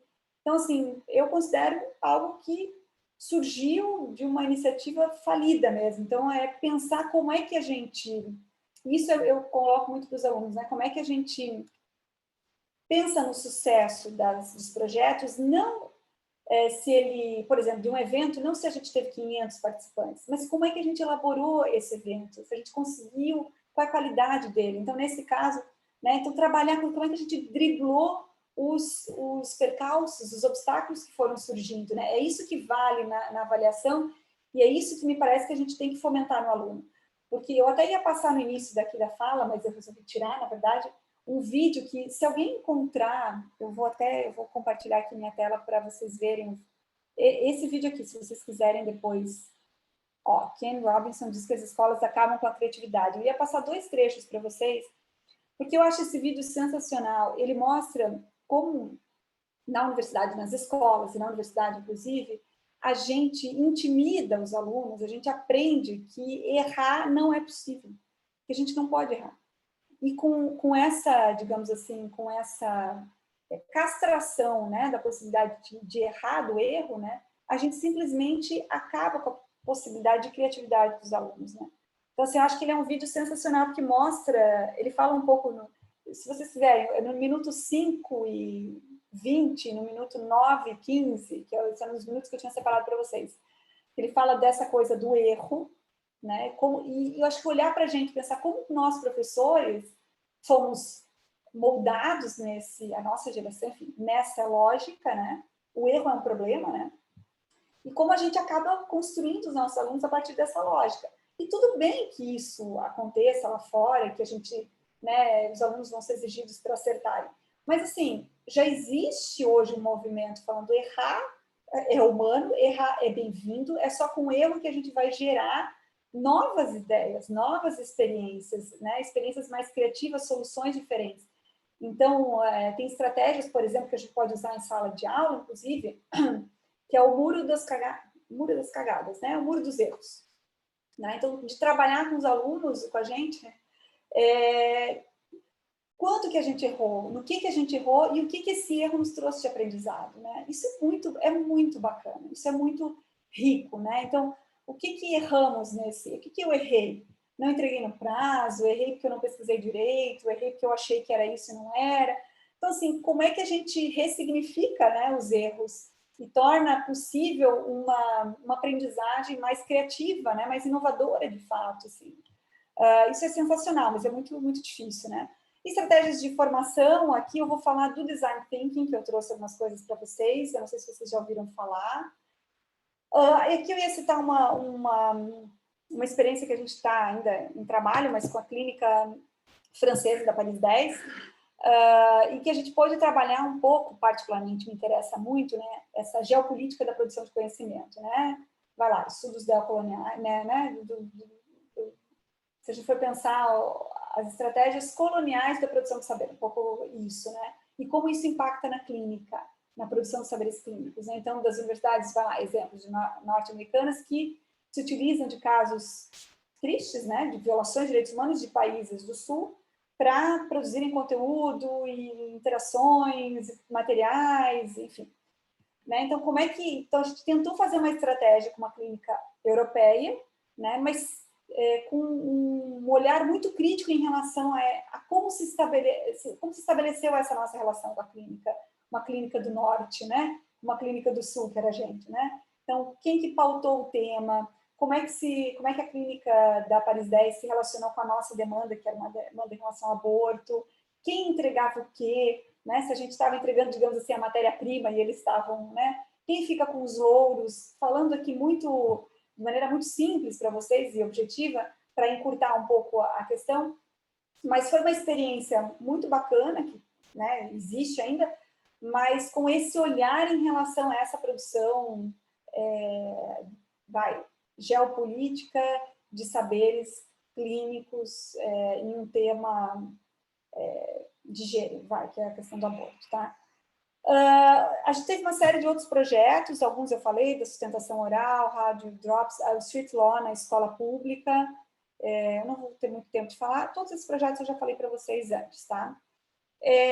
Eu não vou falar dos desafios aqui, eu queria compartilhar um pouco, assim, uma ferramenta que eu acho bem bacana é o Design Thinking, eu não sei se alguém já usou, se alguém usou, se quiser finalizar assim, fazendo um tchauzinho, se conhece, não. Eu acho que é uma ferramenta muito bacana para se utilizar numa clínica. O último ano da clínica presencial que a gente teve, eu usei isso e foi muito legal. Assim, foi muito o envolvimento, a interação, o aprendizado dos alunos. Dá uma trabalheira, mas é muito bacana. E aí eu queria mostrar para vocês, para não dizer que eu só estou trazendo mais trabalho, eu não vou entrar nisso, vocês olhem depois o site, mas esse site aqui, que é o dppareeducadores.org.br. Eu acho que eu estava tentando entrar nele, eu não vou entrar agora, eu ia mostrar um pouco, mas lá a gente tem, inclusive, um caderno de atividades. É uma coisa, assim, meio que pré-pronta, sabe? Porque o Design Thinking ele é muito utilizado em empresas, enfim, tem toda uma produção de conteúdo, de saber em torno do Design Thinking, mas esse material ele é exclusivo para educadores, assim, então é muito voltado às nossas práticas, eu acho que ele pode ajudar bastante, assim, a utilizar parte de um material, um capítulo, utilizar todo o conteúdo, né? Então, assim, implica um planejamento? Implica.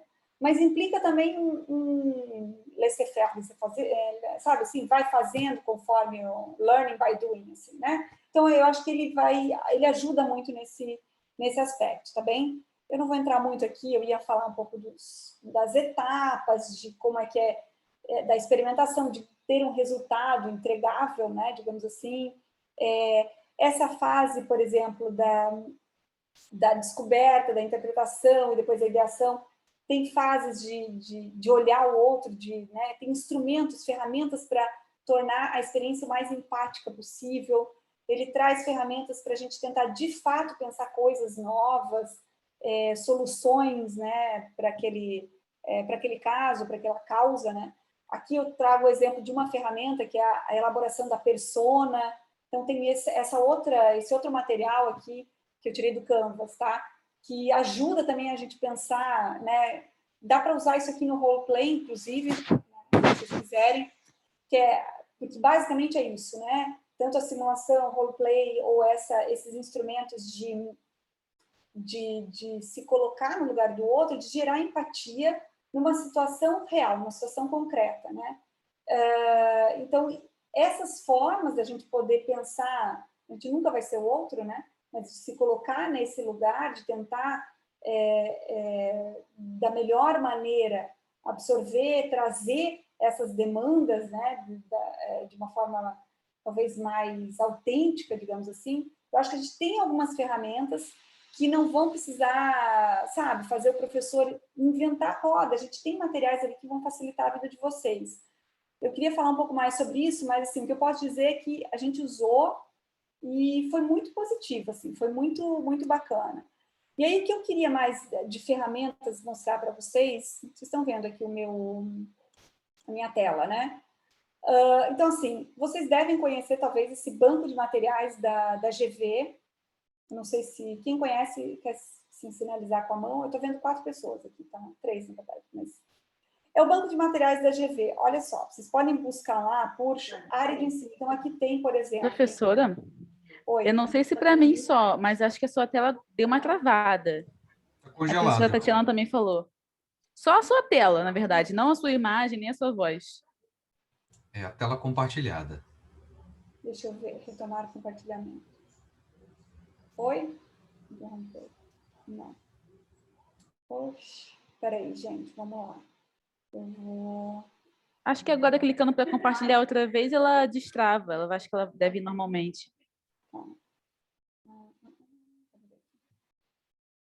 Vejam se foi. Foi? Foi. Então, tá bem. Então, assim, só para vocês também visualizarem um pouco. Então, tem esse banco de materiais, tem lá na FGV, tem uma parte de ensino jurídico, um material bem legal. Tem coisas que, particularmente, eu acho que não são tão boas, mas tem coisas muito boas, assim.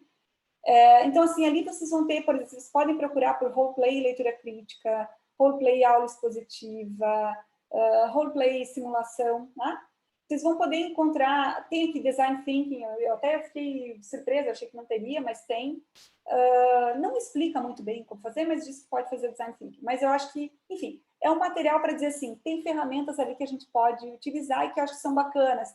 Tem materiais, tem um livro, inclusive, que eu até posso compartilhar com vocês, que é um livro, ele é primoroso, porque ele é de 2009, se eu não me engano, e ele tem, vocês estão vendo aqui, né? E ele tem métodos de ensino em direito, conceitos para um debate. E ele tem um material bem legal, assim, que eu acho que, apesar de ser um pouco mais antigo, enfim, eu não vou mostrar aqui para vocês, eu posso jogar lá, talvez, o link e tal, mas eu queria mostrar isso, esse banco de materiais, então, da GV, que eu acho que é legal. Tem um curso da GV, eu até deixei aqui, porque eu queria mostrar para vocês, que é formação docente para professores, estão vendo aqui? Vocês estão vendo? Na minha tela?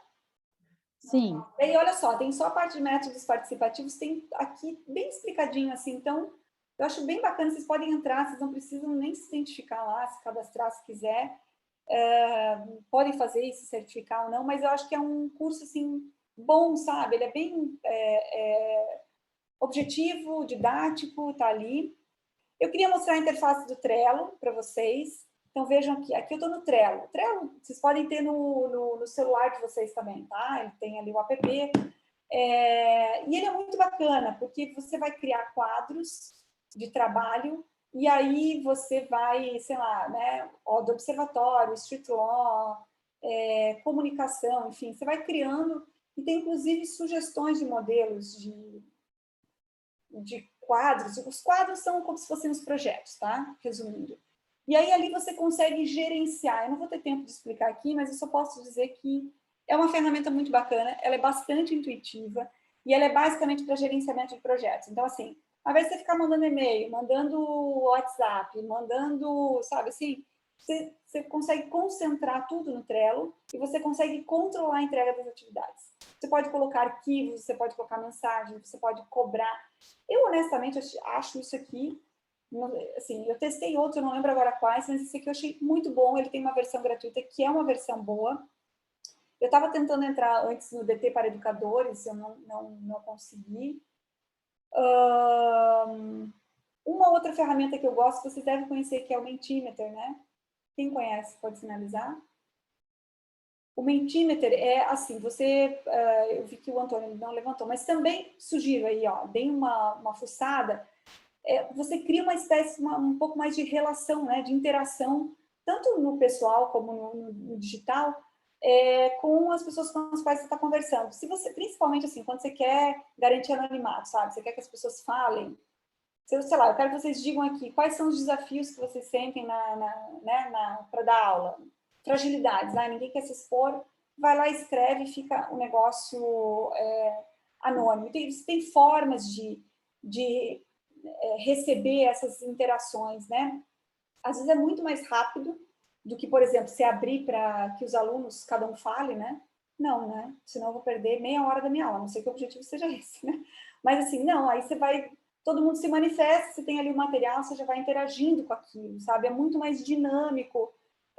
Enfim, eu acho uma ferramenta muito bacana.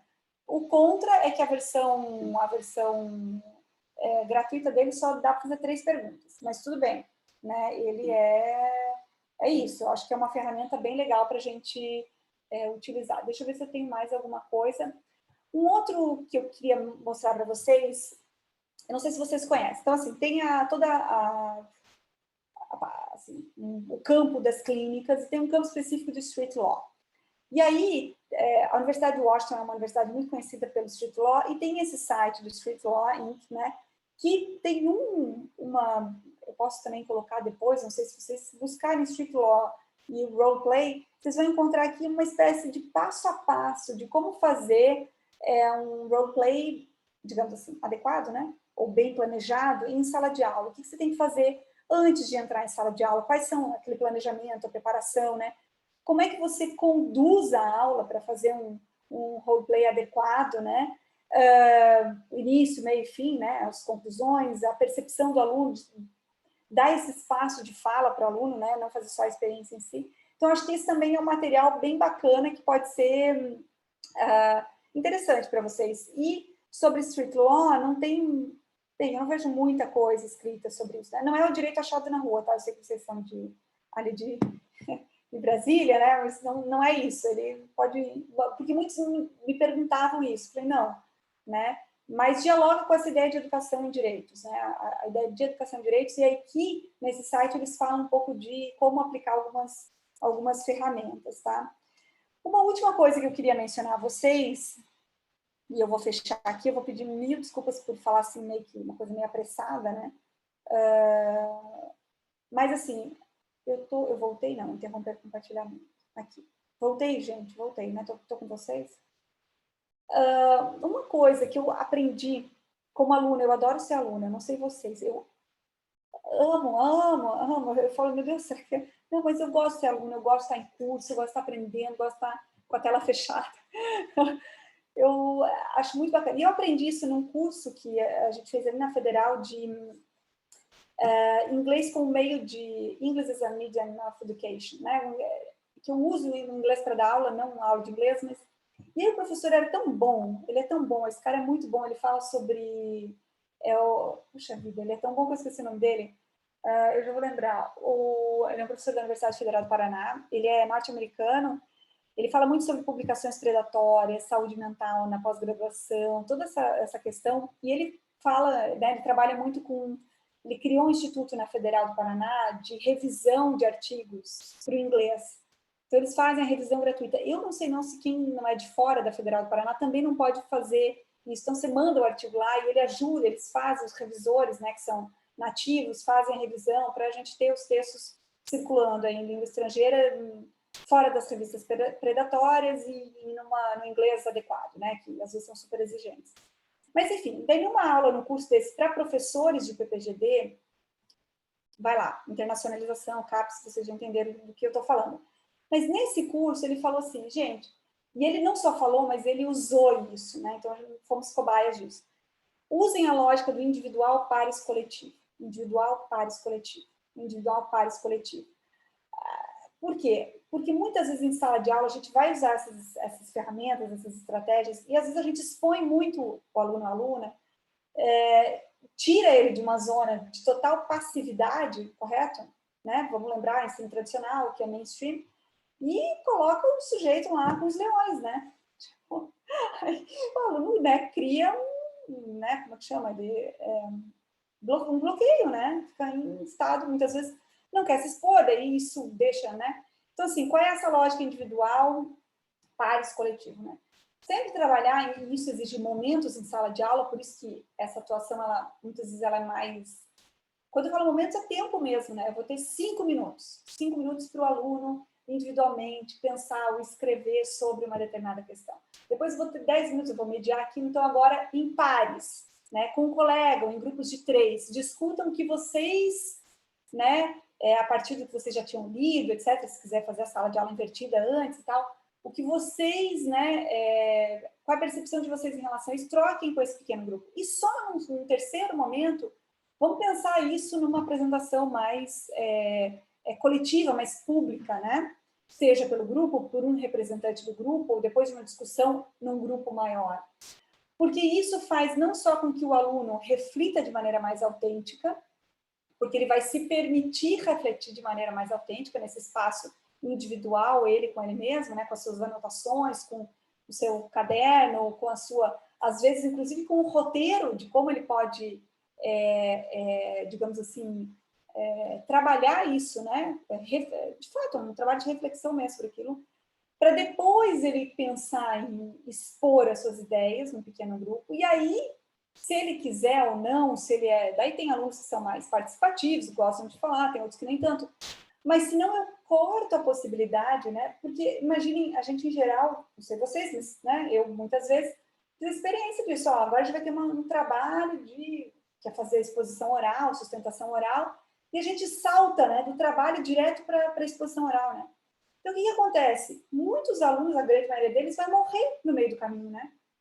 Essa experiência ela vai ser quase nula para muitos desses alunos. Por quê? Porque ele, primeiro, não vai ter tempo de refletir sozinho, né? Muitas vezes ele vai estar numa interação, tem aqueles alunos que monopolizam a palavra, né? Tem aqueles que falam demais, tem aqueles que falam algo que não é adequado, né? Enfim, coerente, não é? Né? Quem nunca, né? Participou de um grupo assim, né? Tem um coleguinha que gosta de monopolizar, de explicar, enfim. Então, assim, vejam, no fim, uma aula ou uma experiência de sustentação oral, se vocês quiserem, que for, que tem esse viés performático, que é super importante, né, no direito, mas ele vai beneficiar, muitas vezes, um grupo muito pequeno de pessoas, de alunos, e muitas vezes vai beneficiar quem nem deveria ser beneficiado, que é o sujeito que já fala pelos cotovelos, né? E aquele que a gente quer atingir, talvez aquele aluno mais tímido, que vai chegar lá no final do curso, quem nunca encontrou um aluno de final de curso diz, professora, né? O professor, eu não consegui falar, eu morro de vergonha de falar, eu não tenho... Porque ele não teve essa oportunidade. Então, se a gente pula, salta, né? Rouba do aluno, na verdade, essa oportunidade dele refletir sobre aquilo com a sua vivência, com seus conhecimentos, que ele tenha esse tempo de maturar, ainda que seja 5, 10 minutos. Que ele troque com pessoas com as quais ele tenha, talvez, né, mais um tempo maior, inclusive, né? Então, imagina, ele está com outro colega, são 10 minutos, ele vai ter que falar. O outro colega não vai ficar 10 minutos falando, né? E é mais fácil ele interromper uma pessoa do que, né? E aí depois ele vai para esse momento mais da performance, performático, né? Da experiência. Então, acho que isso também é uma... Não chega a ser uma ferramenta, talvez, uma estratégia pedagógica, eu diria, que funciona muito, muito bem, assim, pela experiência que eu tive, assim, funciona bem mesmo, tá? Seria isso, pessoal. Agora que já são 19h44, a Isa foi muito delicada em não me interromper, ou se fez, eu não enxerguei. Talvez eu tenha um monte de mensagens aqui, mas não sei, aí eu passo aí a palavra para a Isa para conduzir. Professor Ron Martins, obrigada, não sei quem colocou isso, Ron Martins. Ele é espetacular, gente, ele é formidável. O trabalho que ele faz é um trabalho primoroso, assim, inclusive que, sei lá, talvez dá para desenvolver em outras universidades. É o primeiro, é o CAPA, Centro, é o CAPA, o nome é lá, mas é o primeiro, segundo eles, né, é o primeiro centro desse, assim, que tem aqui no Brasil, assim. Então, é muito legal, a democratização da produção do saber na língua inglesa, que, digamos assim, né, é onde, enfim, circulam, né, sei lá, 90 e tantos % do que a gente produz no mundo, infelizmente, mas vamos lá.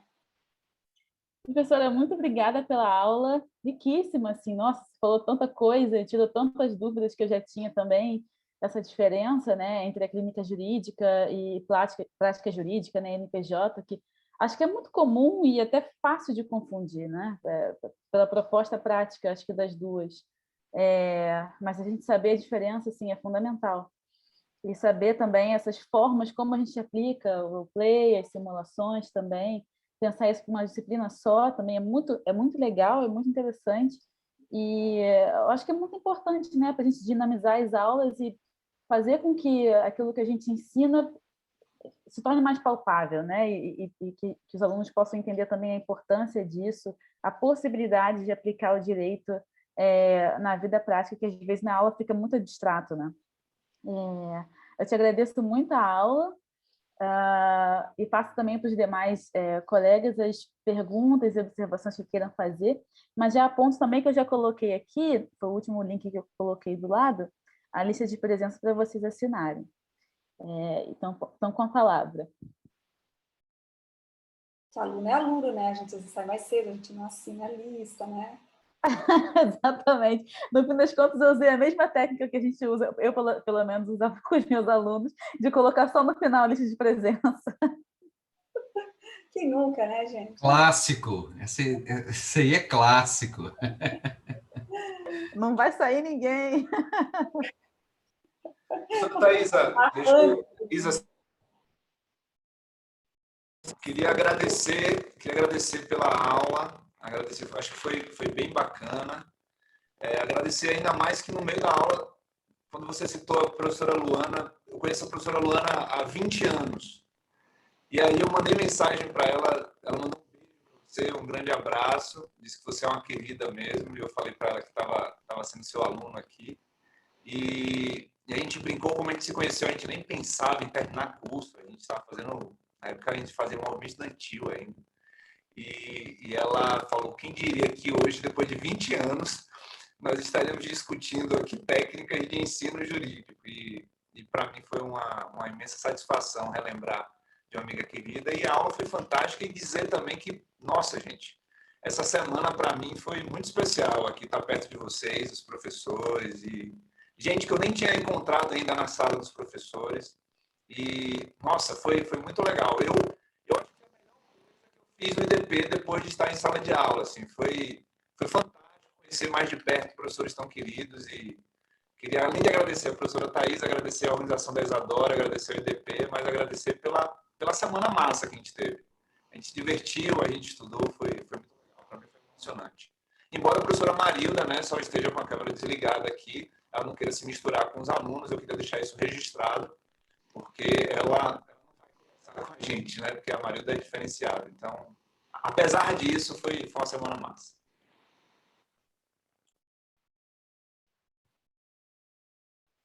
Ai, gente, eu estou vendo, obrigada, Antônio, estou vendo as mensagens. A gente sabe, a professora é uma coisa triste, né? A gente trabalha por reconhecimento, né? Não adianta. Então, muito obrigada, fico bem, bem contente, assim, eu sou apaixonada pela... Eu acho que é nós, né, que estamos aqui sexta-feira à noite, né? Pelo que a gente faz, buscando e, né, às vezes não... Na experiência mesmo, né? No erro e acerto, enfim, pelo menos eu falo muito por mim aqui. Mas é muito bom, muito obrigada pelo feedback, fico bem feliz e espero que a gente se encontre em outras oportunidades, né? Enfim, para trocas, e me coloco também à disposição. Uma das coisas boas é isso, né, desse movimento aí da virtualização, é que a gente pode se aproximar mais do que em outros momentos, né? Que certamente não teria contato com vocês, a gente não faria essa aula, a gente também não levaria tão a sério. Enfim, eu tinha uma certa resistência a essas ferramentas também, mas, enfim, veio para ficar, né? E isso é muito bom. A gente teve aula com professores de diferentes partes do Brasil essa semana, né? Aí, você está em Santa Catarina, é isso? Eu sou vinculada à Federal do Paraná, mas agora eu estou em Santa Catarina. Eu sou catarinense. Você é de Santa Catarina, a professora Juliana, segunda-feira, do Rio de Janeiro, a professora Janete, de Santa Catarina, a professora Luz, que está em outro país, está no Peru, não é isso? Ou no Chile? No Peru. Então, assim, tem os reveses, né, dessa aula agora remota e tal, mas também tem a parte boa, né, de integrar pessoas em diferentes partes. E eu acho que isso foi um ponto muito positivo para o curso também, para a gente pegar pessoas de diferentes partes que, se estivessem todos se fosse só em Brasília, a gente não ia ter essa chance, né? E agradeço a presença de todos aqui hoje também. Dou parabéns para os participantes e também para os vencedores dos diferentes sorteios. Essa semana a gente teve vários sorteios de livros. A gente não esperava exatamente isso, mas foi um ponto positivo que surpreendeu muita gente, que foi bem legal. Até eu ganhei um. Até eu ganhei. Foram muitos vencedores, assim. Então, a gente não ganhou só conhecimento também, né? Teve teste de sorte aqui. Foi muito legal. Quem consegue fazer foto com... Desculpa a minha limitação técnica, mas alguém consegue fazer foto que aparece todo mundo? Eu estava achando que só tinha 4 pessoas na sala. Porque eu só via o Antônio, a Isadora, a Gabi e o Rafael. Gente, achei que estava falando para 4. Às vezes eu via a Tatiana, mas os outros eu não vi. Não sei se porque chegaram depois ou não sei. Mas agora que eu tô, né, não estou mais falando tanto, estou vendo, gente, muito legal. Mas se alguém puder fazer uma foto que aparece todo mundo, aquelas clássicas, né, e me mandar, eu vou gostar. Estou vendo que a professora Luz ali já está posicionando o celular dela. E dá para a gente fazer um print aqui também. Tá. Eu já fiz um print. Eu posso tirar uma foto? Claro. Eu estava gravando também. Um pouquinho. Aí vai. 1, 2, 3. Eu não sei como vai ficar, porque meu celular não está bom. Tá? Aposto que está ótimo, está todo mundo bonito aqui nessa sexta-feira de noite. Eu achei sensacional. Eu te passo, Isadora, para você, para passar a professora aí. Pode passar para mim, sim. Ou para o e-mail da graduação, ou então coloca o meu e-mail aqui também, eu mando o e-mail para você. Tá. Deixa eu mostrar para vocês quem está me esperando aqui para dormir.